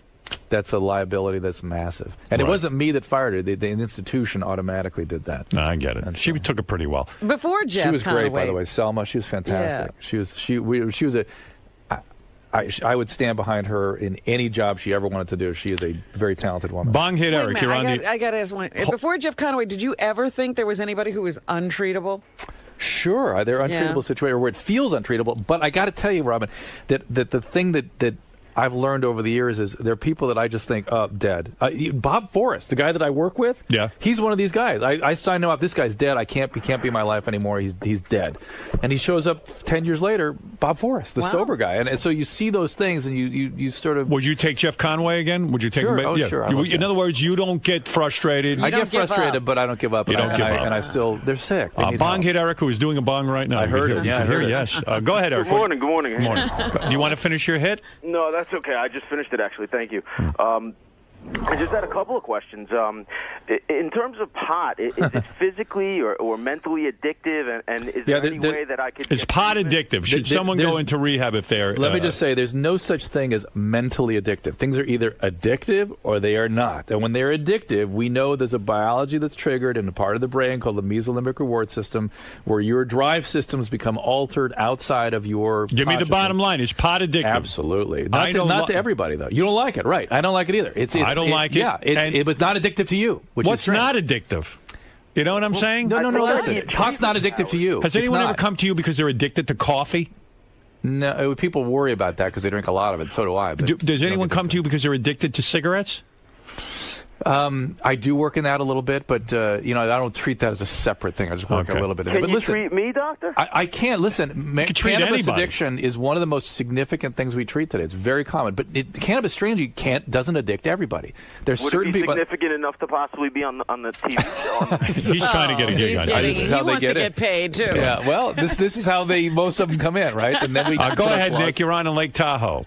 Hey, thanks. And by the way, I just want to add one thing. Pot is definitely addictive. I know guys who smoke like 15 joints a day, and they even tell me, I quit smoking cigarettes. I go, you're smoking pot, and they're completely wasted all day, and they can barely function and get stuff done. That's right. Go ahead, Nick. Thanks, Howard. I like to smoke a lot of pot myself, too. Good times. Yes, Dr. Drew. Hey, by the way, hang on a second. People want me to be the guy that bums people's high. I'm not that guy. Right. You guys want to get high? Enjoy. Abundanza. Have a good time. Do whatever you have to do. Do whatever you want to do. But if you need help, I can tell you where it's going if you're doing certain things. And when you're ready for me to help you, I'm here. Are there really drugs that you get hooked on after one use? They always say if you try heroin once, you'll get hooked. You know what? Some people get that. Some people get that from speed. Some people get that from pot. Right. Pot's a boom. Now, when they get this, oh my God, this is the greatest thing ever, that's all they can think about. But they told us as kids, if you try certain drugs once, you're going to be addicted. It's pretty rare. It's rare. Okay, go ahead. Listen, thanks, Howard. I live in California, and so I have a prescription, so it's all Every patient I treat now has a cannabis prescription. Right. So pot is legal. So pot is legal effectively, in California. And what I hate about that is they're using my profession as a way of perpetrating this. Well, like Snoop Dogg was here, and he talks about the tremendous pot he smokes, and he says he has a prescription now because he has migraines. Why not? That's what they want to do. So pot's legal in California. Effectively. Isn't that crazy? My profession perpetrates this. Makes me insane. But why can't it be legal everywhere? I'm with you, though, Howard. I just find it odd, though, when you walk down Venice Beach, every other store has a bong. Is a cannabis store. Yeah. They were trying to crack down on it, and then they're not. And by the way, I had an argument with someone the other day, and I happen to agree that there's no way that you don't get sexually attracted to some of your patients. I know you say you don't. And when you have a sexual response, it tells you something about the interaction. Right. When you're with a patient, your bodily-based experiences are things that have to be interpreted. You never, ever violate the boundary. I mean, if you're having you wouldn't have sex with Amber, but I bet you were attracted to her. But you're having those experiences. They're triggering something in you, and you have to learn to maintain those boundaries, and they may be Did you have a reaction to Carrie Ann? Did you want to put her over your knee and spank her? I probably did not about putting her on my knee and spanking her, but doing what Selma did, I probably felt like a few times. All right. That was Rick's question, by the way. Rick, I'm sorry I didn't get to you in Pittsburgh. Nick, go ahead. Thanks, Howard. Hey, Dr. Drew, speaking of Tiger Woods, what do you think of that new sex tape that he came out with? And could you help Ryan O'Neal if he was out of jail, if you had him in your... You mean Ryan O'Neal? Redmond, I'm sorry. Yeah, Redmond he'd be good got for out the of jail show. and relapsed, didn't he? That's what I heard. Yes, he'd be good for the show. We got to get him on. Yeah. Let's address Tiger Woods, sex addict for sure. Ruined his life because he you couldn't even possibly physically want that much sex. It's more of a psychological need. Yeah, and you wonder, when he crashed the car, they found Vicodin and benzodiazepine, like Ambien-type drugs. And he had a knee surgery recently. You wonder if some drugs got really escalated things. He'd be the catch of the century to have on Celebrity Rehab, right? Oh yeah. But we would love to get him on But there. what a circus. But what about what do you mean, what the is whole circus? attitude where he was, keeping these relationships going with these women Yeah, I through know. text It's sad. and- I know. It's Yeah, just, it was crazy. That's real sex addiction. That's the love addiction part, where you get enmeshed with them and you can't let go of them and stuff. You're right. He didn't only want sex from these women. He wanted the relationship. He wanted adoration. He wanted them to be faithful. He got upset when the girls weren't faithful to him. Right, No he's matter gotta he got- have them. Yeah, he wants the wife. He wants the girls. He wants them to love him. Yeah. Sad. It's sad. It's Yeah, sad. That's wrecked right. his life. Wrecked his life.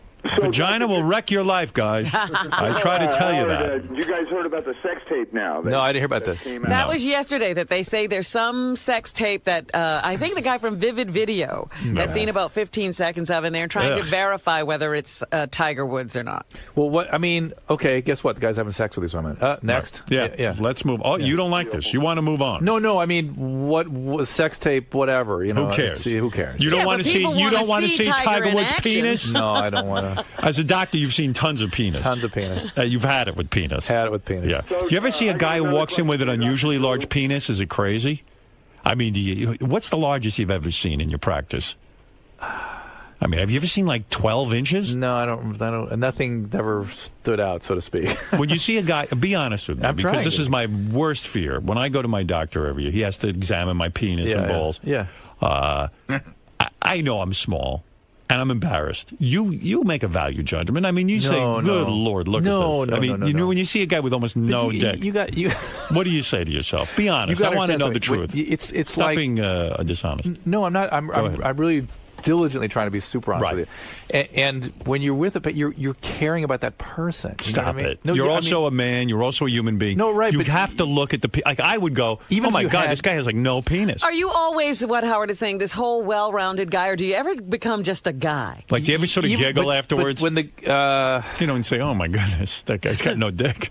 I could hardly get through that when exam. we were residents, we would blow off steam like that. Right. But not as when you were in medical school and there were cadavers, would you look at the penis and go, look at this guy, he's got no penis? I don't remember doing that. We dissected the penis and everything else. So. Are blacks always substantially larger? Oh, stop it. I'm being serious. Robin, why not? This is a guy who Silly. sees, are blacks always substantially larger? Is the myth true? Always no. Do you have any black patients? Sure. Not many. How many do you have? I can't enumerate them. I got a few, yeah. About 2? No. Well, sorry. Where are you, Beverly? Where?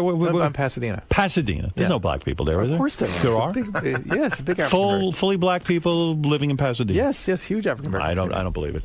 I'd like to know how many black patients you have. I don't enumerate them, but I do. Several are coming to mind. And now in your mind, most of the male patients are well endowed who are black. It's hard for me to remember that. I don't. I'm That's making insane. note of that. I would make that would be the first thing I'd make a note of. No. Of course I would. Well, you'd be a different kind of doctor. Yeah. It's not that. First of all, don't you, when you look at a guy and he's naked, don't you say, he's bigger than me, he's smaller than me? No, I honestly, Howard, it's almost confusing to me to That's why I can't call up any memories of it because it doesn't. I think this is you being the radio doctor. But I think off the air you'd say, listen. No. This black guy's got a cock the size of a. I've been a doctor truck. I've been a doctor 20 years. You know what I mean? And so maybe when I was a resident or something, it would. If you'd asked me then at that stage of my career, maybe. But if you see an unusually small microphallus, you're going to say, you make note. You go, huh? Yeah, but whoa. Yeah, thankfully, I haven't come across that lately. So maybe that's why I'm not remembering anything. Nothing has sort of struck me. All right. Would you look at my penis now and tell me if I'm normal? If you like me to, Howard, whatever you need. I don't have a license in this state, so it could go down a little differently. It might be interpreted. All right, one last question for Dr. Drew. There's a big season coming up. What I love about it is these new episodes come right after another. In other words, usually with a TV show, you have to wait a couple of months before a new one comes on. Uh-huh.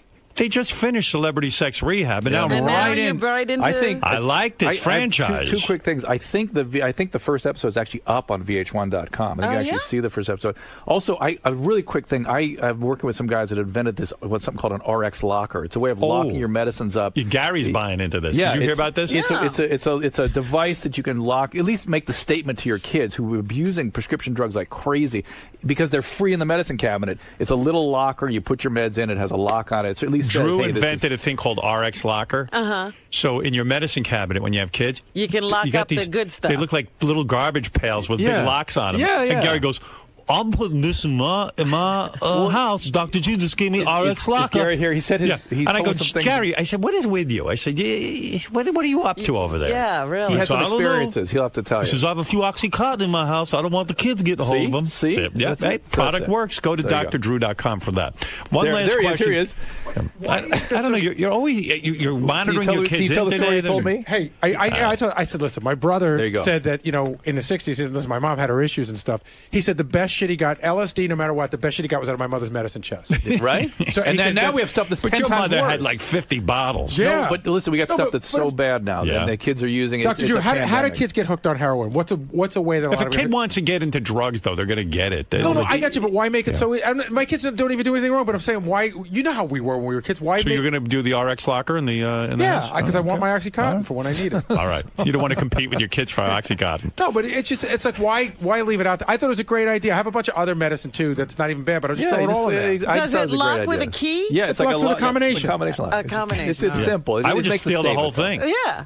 Right. I know. Break it open. The truth is, it looks like you could break the whole thing up with a hammer. but you probably could. But you're saying. But it lets you know that. Yeah. But people get hooked on. Kids get hooked on heroin now by stealing their parents' Oxycontin. They get on opiates now.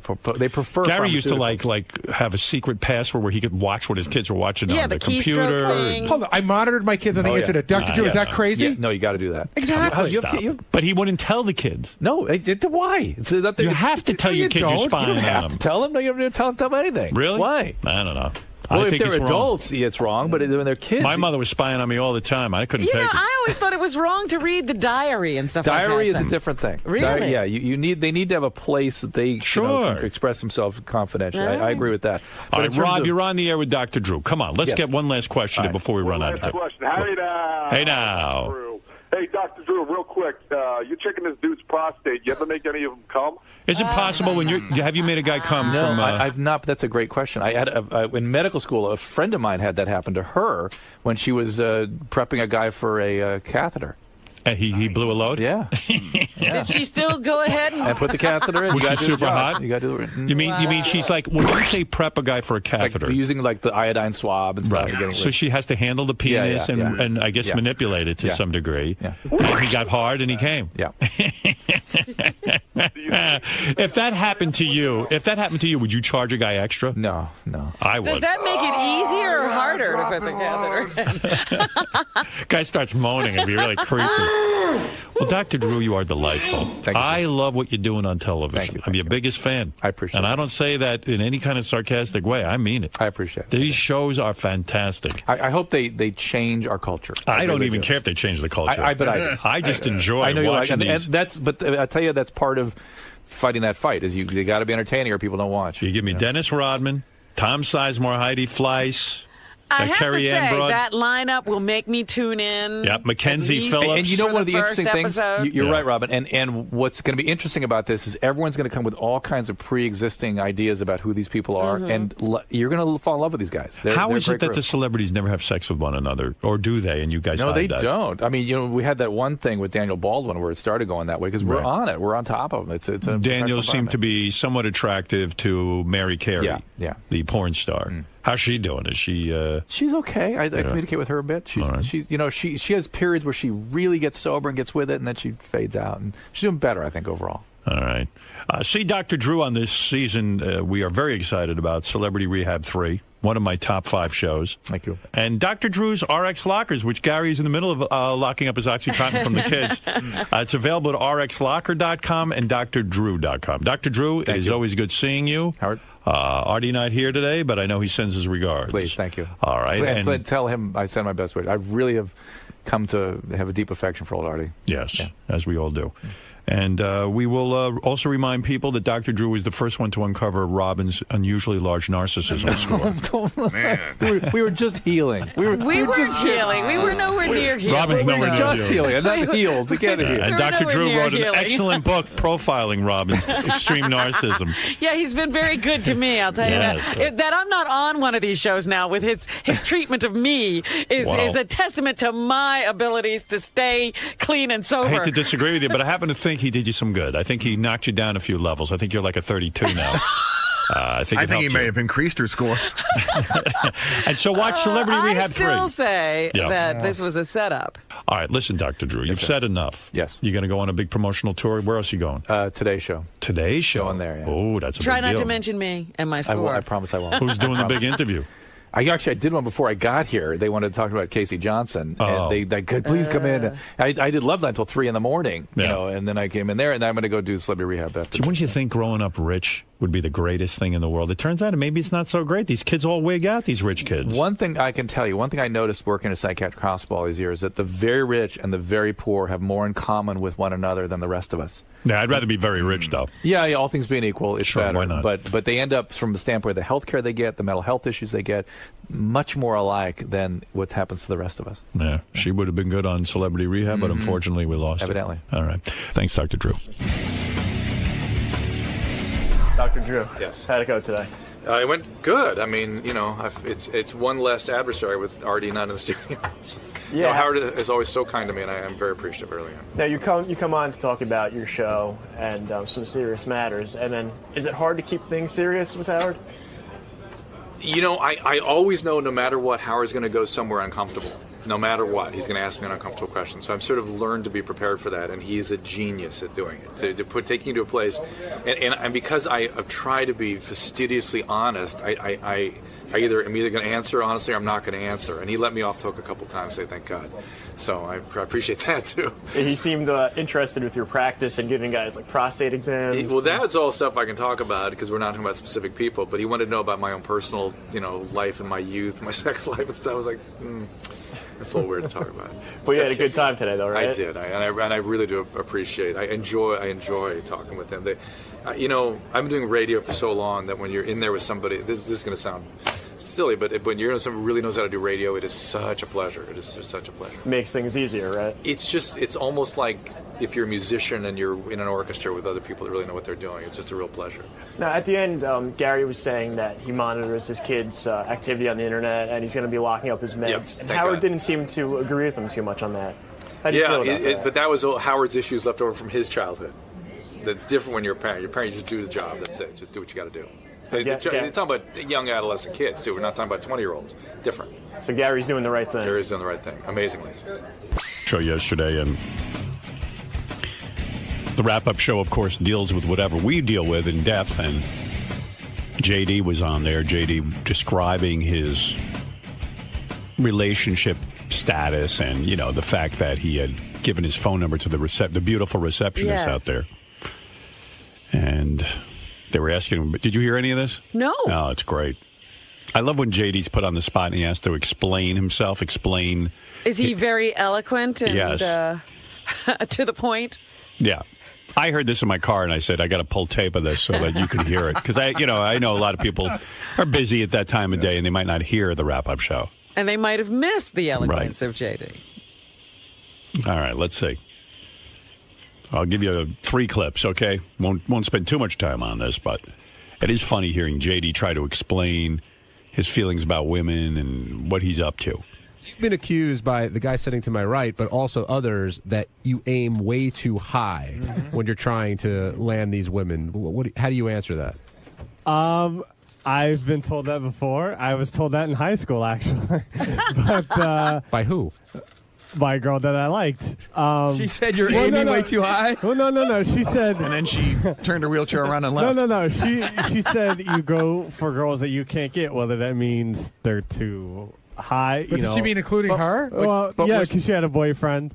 But did anybody ever give you an indication of what that level of girl that you should be having is? Exactly. Like, you could date that girl. Well, I'm like, listen, I'm attracted to who I'm attracted to. I'm sorry if, I'm not attracted to everyone or something. I don't think I aim too high. I just like who I like. I'm sorry, right, but everybody you like is really high up. No, which is they're not really high up. We all are like that in our minds, but then at some point you have to, I got a mirror. You know what I'm saying? And I sort of know where I've dated girls who are too good for me. I've dated girls that I might have been a tiny bit better looking than, but for the most part, I try to stay within a range. Is Gary out of his mind? Yeah. Oh, okay. Since when don't you know that?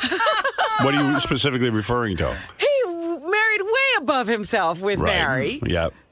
Kind of putting Mary down. All right. Well, is he saying he and Mary are sort of on the same level looks-wise? I don't know. Could be he's saying that. Wow. Yeah. And I saw a lot of the other girls he dated. He always dated way up there. Right. That was after I started working on the show. Okay. Well, say whatever you will. Should have seen me before. But just remember. Whatever happened to the girl that used to come over? You would watch movies. What happened to her? She got a boyfriend. How did these girls get a boyfriend? Was she just what? How did the girls get a boyfriend while they're seeing? Well, listen to JD. I'll explain. Dragging you along? It's all right, it's. But what happened? Like, were you supposed to become that? Right. No, like, why didn't you become the boyfriend? Because I'm not necessarily looking for something totally serious. Because I don't. I'm just I can barely handle myself, let alone having to, be a part of a sort of relationship and dealing with someone else. And, do you think you'll ever be ready for a relationship? Yeah, sometime because I don't know what's going to happen after this year, and I don't know what. It's just very. I'm just not in that mode. So you think she was open to a commitment if you had been? I just love hearing JD try to describe what's going on internally with him and his thoughts. I really wonder, because that wasn't a hard sentence to get out. I'm No. not ready for a relationship right now. It takes some time. But he can make it last 15 minutes. As a guy who's been shot down by lots of girls, I have to tell you, the worst feeling in the world is not being shot down by a 10. It's being shot down by a 5. So you might as well go for a 10, right? Yeah, in a way, I kind of relate to JD. I understand what he's saying. He goes, well, if I'm going to be shot down, let me go for the best. Yeah, but then you increase your chances of getting shot down. I thought about it yesterday. Like, Ralph called in about it. I'm going like, Ralph had a valid point, like, aim for the stars and you might get it, blah, blah, blah. But it's like if you only make $10,000 a year and you go out for real estate and you're looking at $5 million beach homes, you got to be realistic. You're never going to get a house, right? You're never going to get a house. So, okay, what's in my price range? Here's JD, Continuing on about his thing with women. All right. What's your boyfriend commitments? Like, why? Like, you seem to be taking the shoulder responsibility like a father or a husband might. I don't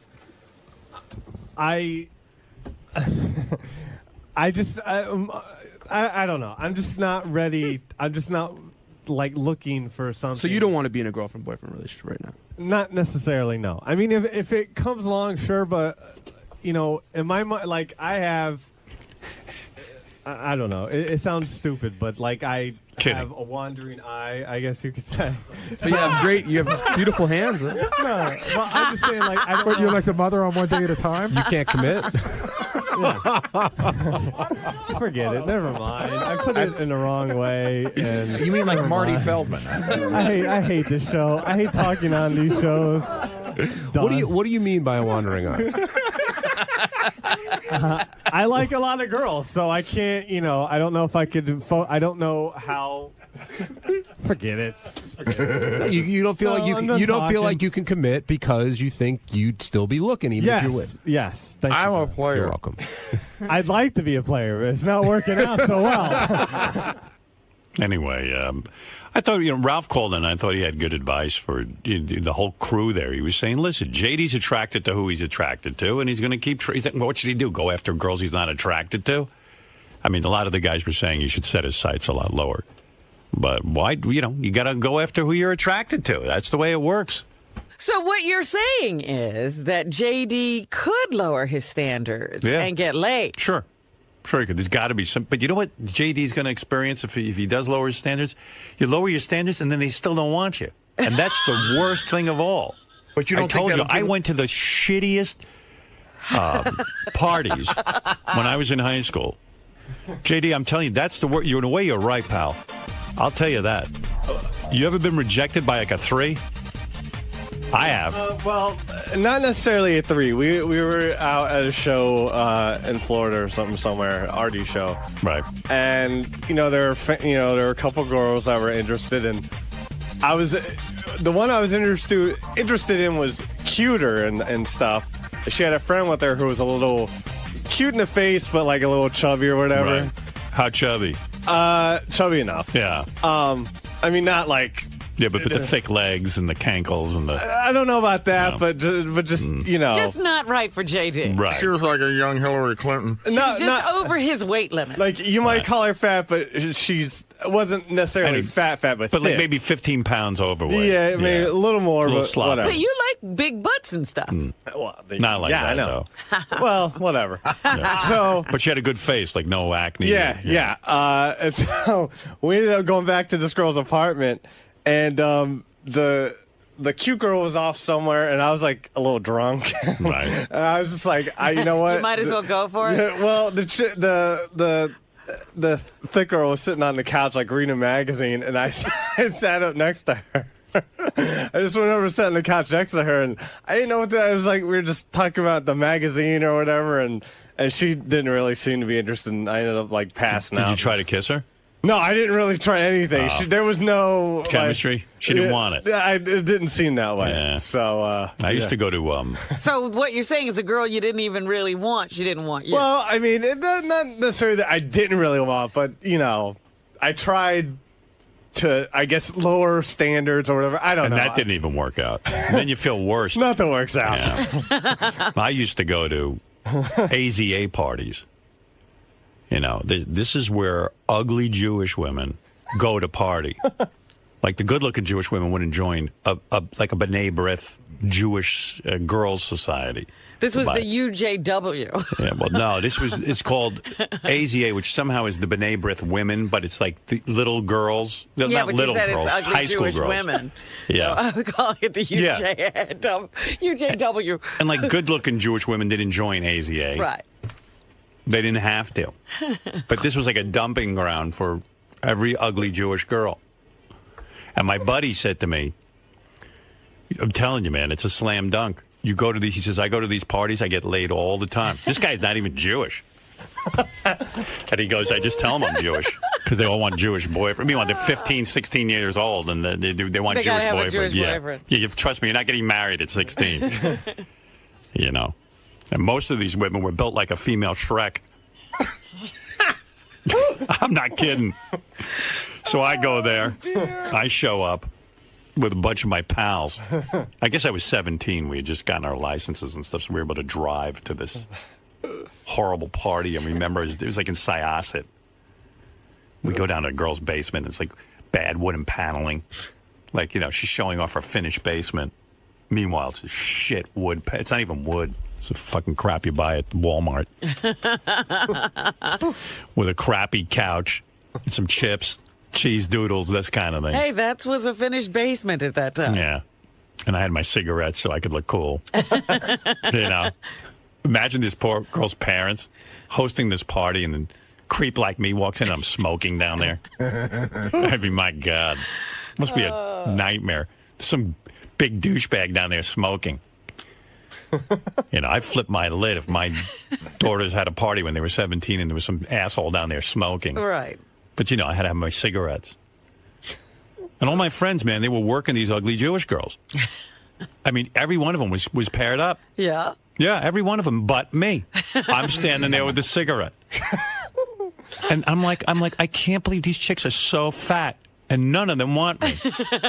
Like, they should be all over me. This is a disaster. I should be like a rock star. Did you try to talk to any of them, or were you just... I talked to one of them. I think it was the girl whose house it was, and she was sitting there alone on the couch. Nobody was looking. She was hey new to the 10th power. And I go over and I'm like... Why don't you stop? He's painting this picture. I'm sure the girls weren't that bad. That cartoon I wrote, you know, Howard Stern, the high school years? Yeah. That I wrote with Jeremiah. We have this scene in there where I'm at the party and I talk to this girl and she didn't really want to talk to me. She would rather sit alone than talk with me. And I really don't know how to. I just didn't know what to do, and I just went back and I kept smoking, and then I left. Like I walked outside. I was so embarrassed that not even ugly chicks didn't want me. I mean, it was dismal. In a way, you know, I admire you for setting your sights high, but. Well, it's not necessarily setting my sights high. I'm just, whatever happens, happens. Yeah. If you could nail this receptionist out here, I don't think. Oh my God! I think he would be able to get off all the medication and everything. Yeah. It would solve all his problems. If she would agree to be your girlfriend, I think you'd be fine. Agree? Yeah. I want her to agree. Oh, you don't even care if she agrees. Just be your girlfriend. Not only is she beautiful, but she's like one of the nicest people. I know. They used to have a real vomit out there for a receptionist who never would even say hello to me. This goes every day. Hi, Howard, how are you? She makes a special She's point very of saying charming. hi and goodbye. She's a lovely girl. Very nice smile. She knows everyone. Yeah. So what's her story? Where'd she grow up that she's so proper? And so nice and sweet. I don't know. I haven't had many conversations with her. It's more She would only a lot call. of passing. Yeah. I guarantee you she's a nice girl. Why don't you stop by and have a conversation? Because he knows he's not going to. Well, it's also, she's busy answering phones. I didn't say stay there for an hour. Oh, wow. Honestly, I don't blame her. She would intimidate me, too. I wouldn't go Howard? over there. I actually stopped off and spoke to the girl for a little bit yesterday. Was joking about the card and whatnot. And I said, by the way, 'cause actually trying to help him out. I go, maybe you're taken, but do you have any friends that might be appropriate for JD? She goes, maybe we could put out a suggestion box or a box that you could drop names in. And I'm like, whoa. He ain't that bad. He's not. JD, you're a wonderful guy. You're not a bad human being. You're actually pretty good looking. Right. You're a charmer. Whatever. Yeah. Any mother would be proud. Yeah. I love when you go, whatever. Okay. It'll happen. Tell you what, though, you seem happy since they put you on medication. Oh, you smile like a retard. Yeah. You smile like a mongoloid. No, you seem much happier. Well, I mean, I'm actually here. I've only been here for a couple hours, so it's not like I haven't been here overnight. Right. So it's a lot. I've gotten some sleep and stuff. I haven't had time to think yet. Are you on new hours? Yes. And you like it better? Yeah, I mean it's getting used to. It's the train ride is fine. What are your new hours? I'm trying to go to bed. I've tried to go to bed at 8, but it hasn't really happened. And so I'm like 9, 10 o'clock, and then I wake up at 3 and get on train about 4. No. I didn't listen to a thing he said. Did you? I don't even know what he said. And then again on a train. 4. Was he counting? I heard a lot of numbers. 4. I heard 3, 4, 9. I had 3, 4, 9. I don't 22, 64. Hike. Are you getting sleep? I'm getting some sleep. Yeah. Yeah. All right. Good. I'm doing okay. Yeah, I worry about you. Don't stop. Then he's on the wrap-up show and he goes,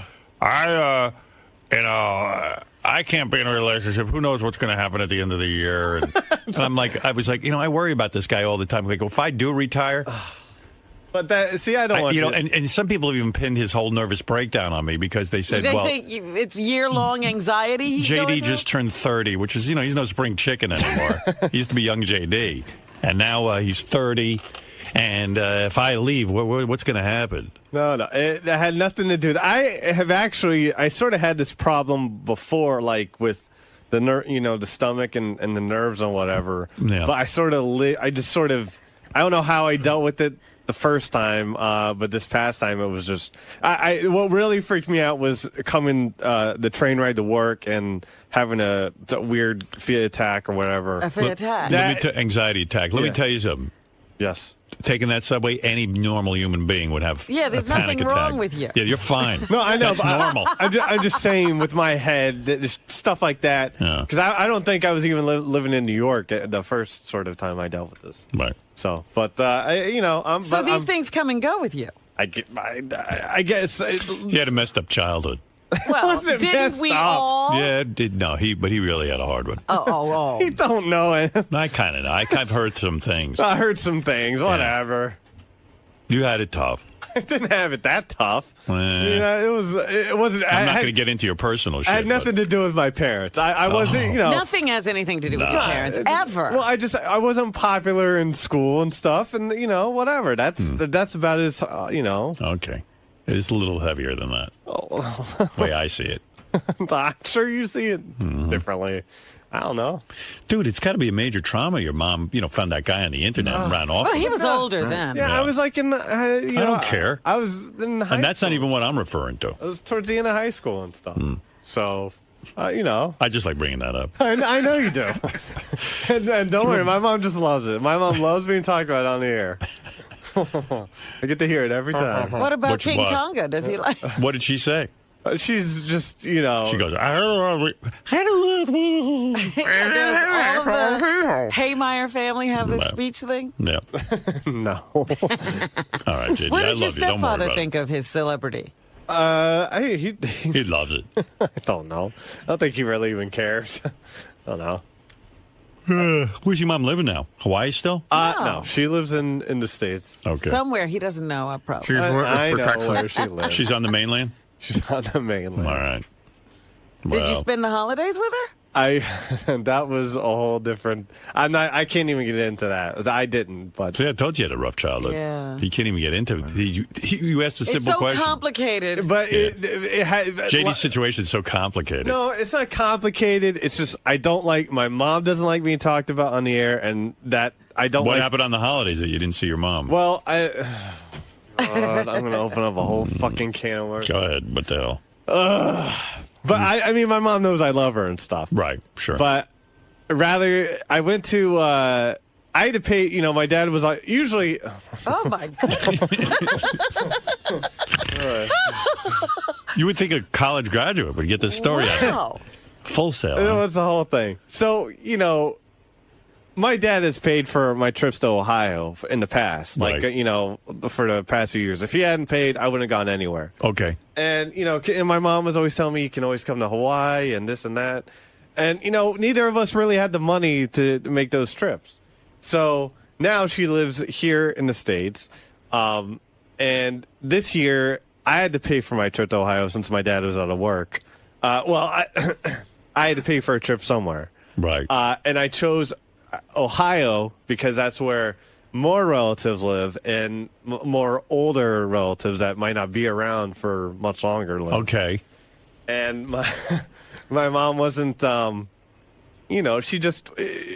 she felt sort of, like I think she felt, I loved my dad more or something, and that's why I was seeing him. And so she had a bit of an issue with that, but we've talked and sort of. Wait a second. Ohio's where your dad is? Yes. Oh, so because you went for the holidays to your dad instead of her? Yeah. Yeah, but what is with you? Listen, let me ask you something. I got to bring this up. Please let me just say one thing. Just stop. Why can't your mom come visit you if she wants to see you? Like, what is this all about? You having to travel? Hold on.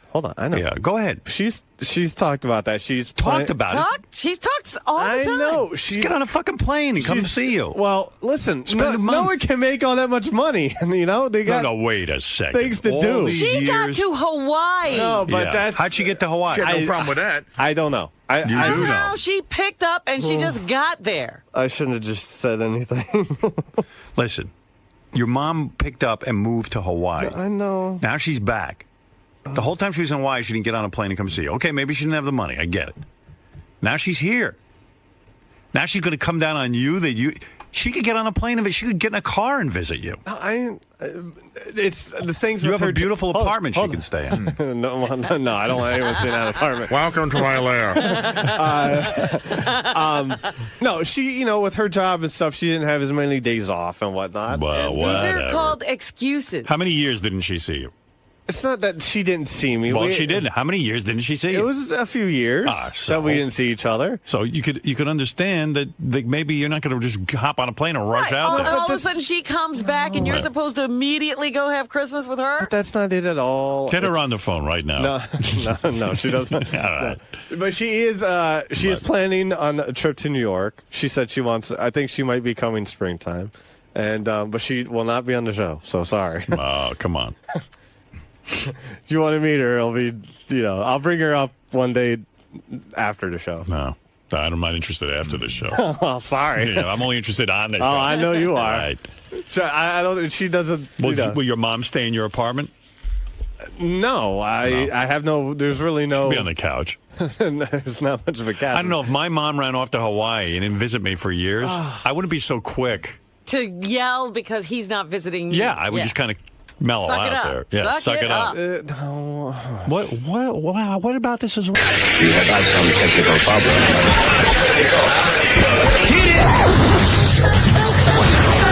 If it rocks, come on. If it rocks, it's on 95X. I'm Dave Rusina. Sports is now on 95X. Hi, this is Dave Pash, the new play-by-play voice. I'm Alexis with the 95X Rock Daily. 95 Extreme Radio. Hey there, this is Jamie. I'll show you how to rock the extreme way. The Overnight Express. Doing it X-Man style on the overnights with Chris Hallen. WAQX Manly of Syracuse. 95X.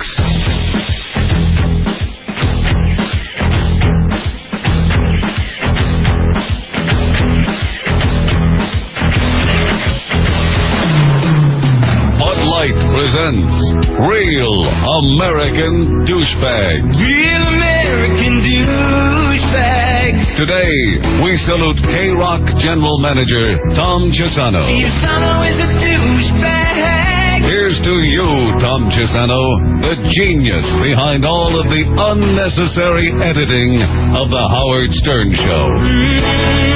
We thank you and your pea-brain for making sure Howard's best material is never heard. Thank you for pissing away time on your dopey golf game while simultaneously destroying the best show in the history of radio. Thank you, Tom Chisano, for making the man who brings all the revenue into your station read live commercials over and over and over. So crack a cold Bud Light and toast K-Rock General Manager Tom Chisano, a real American douchebag. Anheuser-Busch League, St. Louis, Missouri.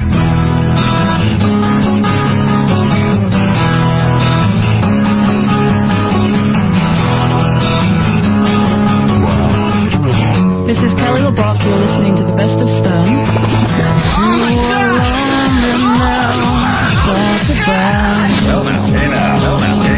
Call this the act of amazing. Oh, baby, you're so good. Oh, yes, I am the best.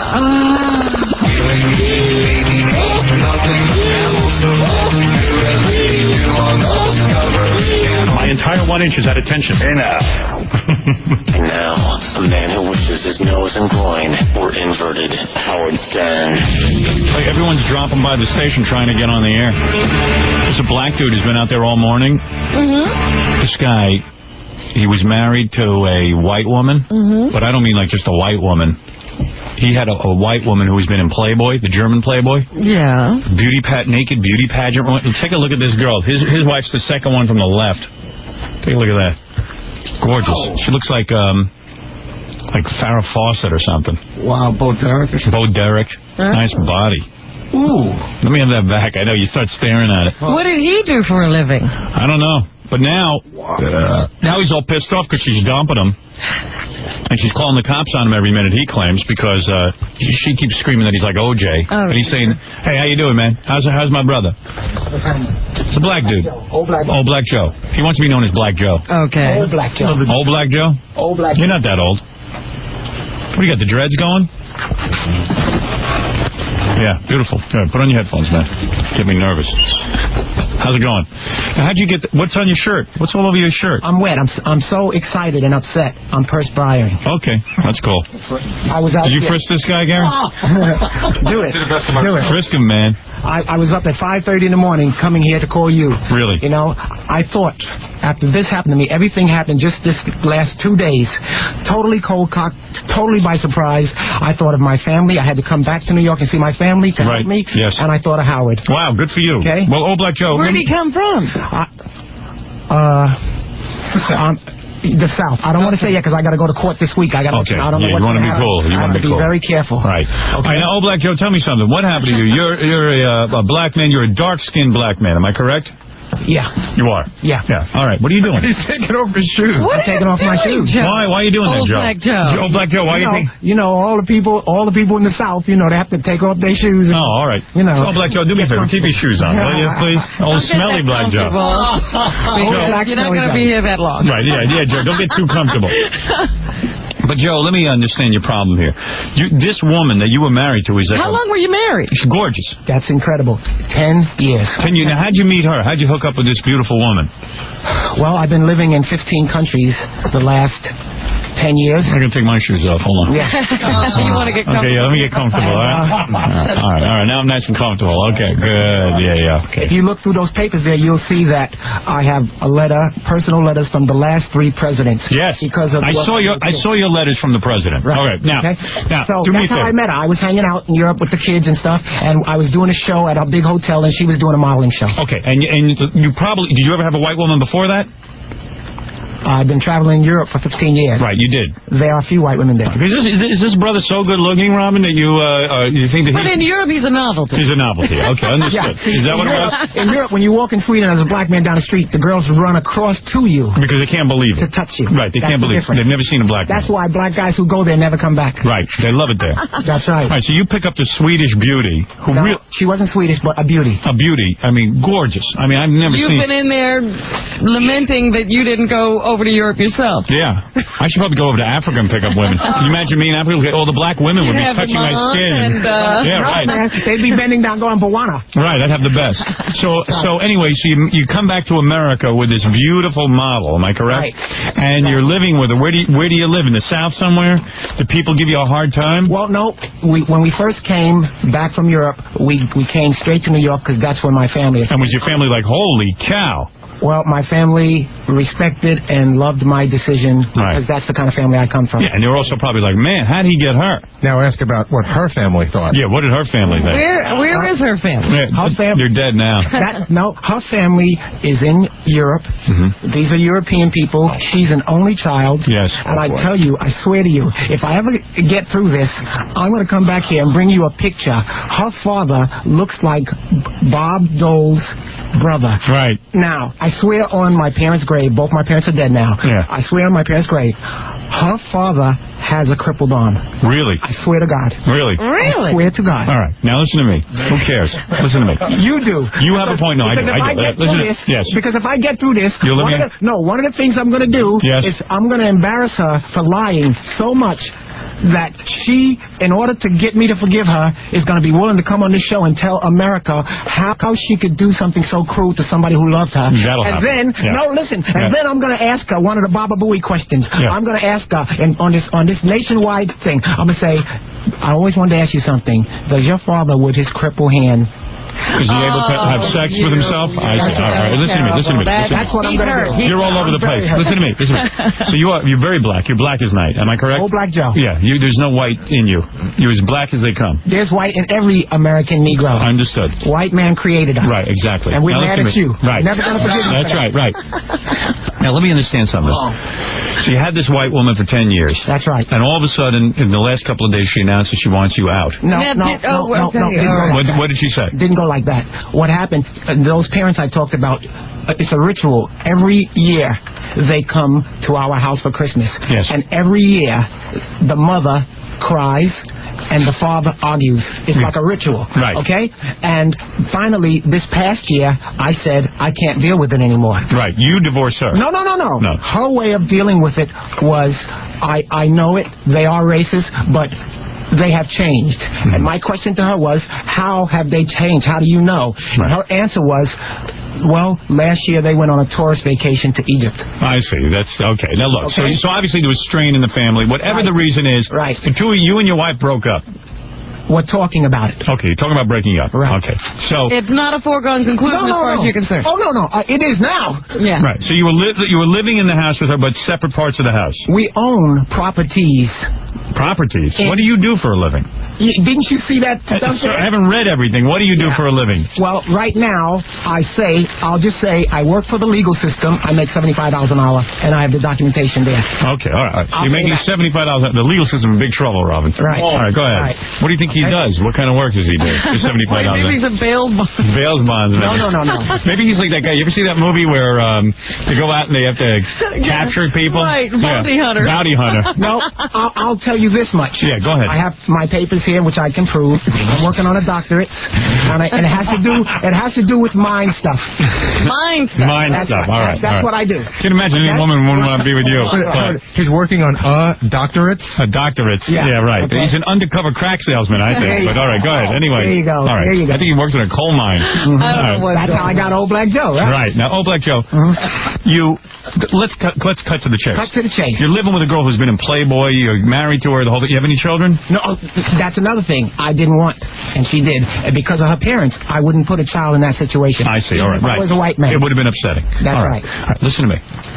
So after 10 years of marriage, for whatever reason, the two of you break up. You're living with a Playboy caliber woman. Breaking up. Right. Breaking up. Now, she called the cops on you the other night? No. Here, Thursday. Yes. We were having a meeting with the attorneys to do the final. You understand this guy's premise. He says that ever since O.J., a black man cannot live with a white woman. No, if I didn't say that.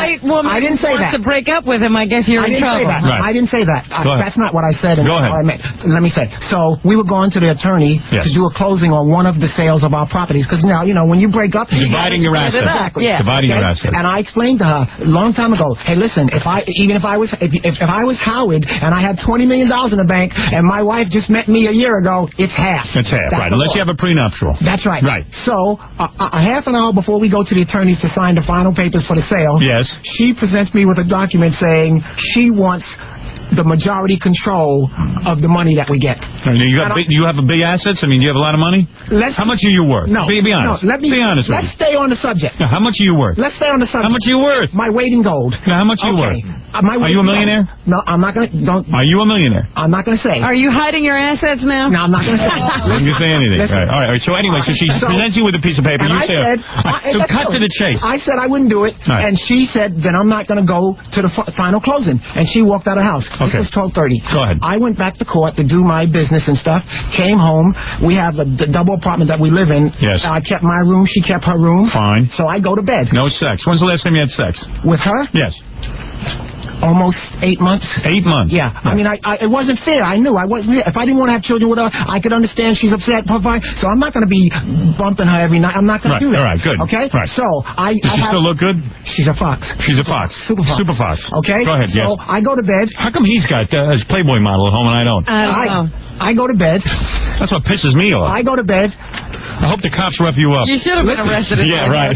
Cops would have beat you. 3 o'clock. Go ahead. 3 o'clock in the morning. I'm sleeping. Why am I talking to him? Why don't I get her on the show? I know. I get a bang on the door. Go ahead. And, my wife, when she comes in my room, she doesn't bang or knock, but I'm dead asleep. Right. Who is it, the cops?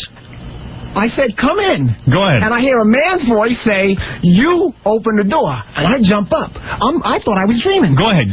I open the door. 6 cops rush in with flashlights and their hands on their guns. You deserve it. Okay? Go ahead. Did he say the S word? Don't say the S word, my brother. All right. Don't say the S word. So cops come running in. Right. They come attacking you in the bedroom. Right. Go ahead.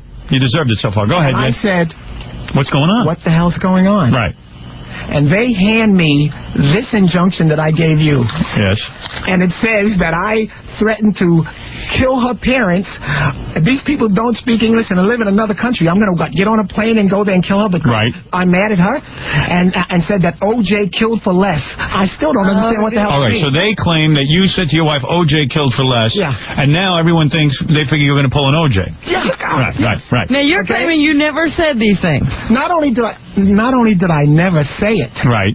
I work every day with people who got emotional problems. That's my business. That's what I believe do. that. I believe that. And to even think that you drink or do drugs? Never. Never been arrested. And you work with people? And grew up in ABC City. Really? Never been arrested. Never snorted coke. Never smoked a joint in my life. Really? Okay. What's wrong with you? And I've been in every major. Call yourself a black man? Been in every major magazine in this country and in Europe, and you have all the magazines. All right, let me tell you what I think. You want to know something? I've assessed you. I've assessed you so far. You figured this whole thing out? Figured the whole thing out. Let me say something. Okay. Number one, I believe this brother. I believe he didn't say any of them O.J. Simpson things, and I don't even think he laid a hand on this woman. Oh, no, she never said that. Right. She would never say that. I don't think you pointed a finger at her. What do you think of that? It's unbelievable. I believe you. And the reason why the brother's got a point. I believe you. Howard. Yeah. Howard. You don't believe him, but you believe me. All right. Howard. Yes.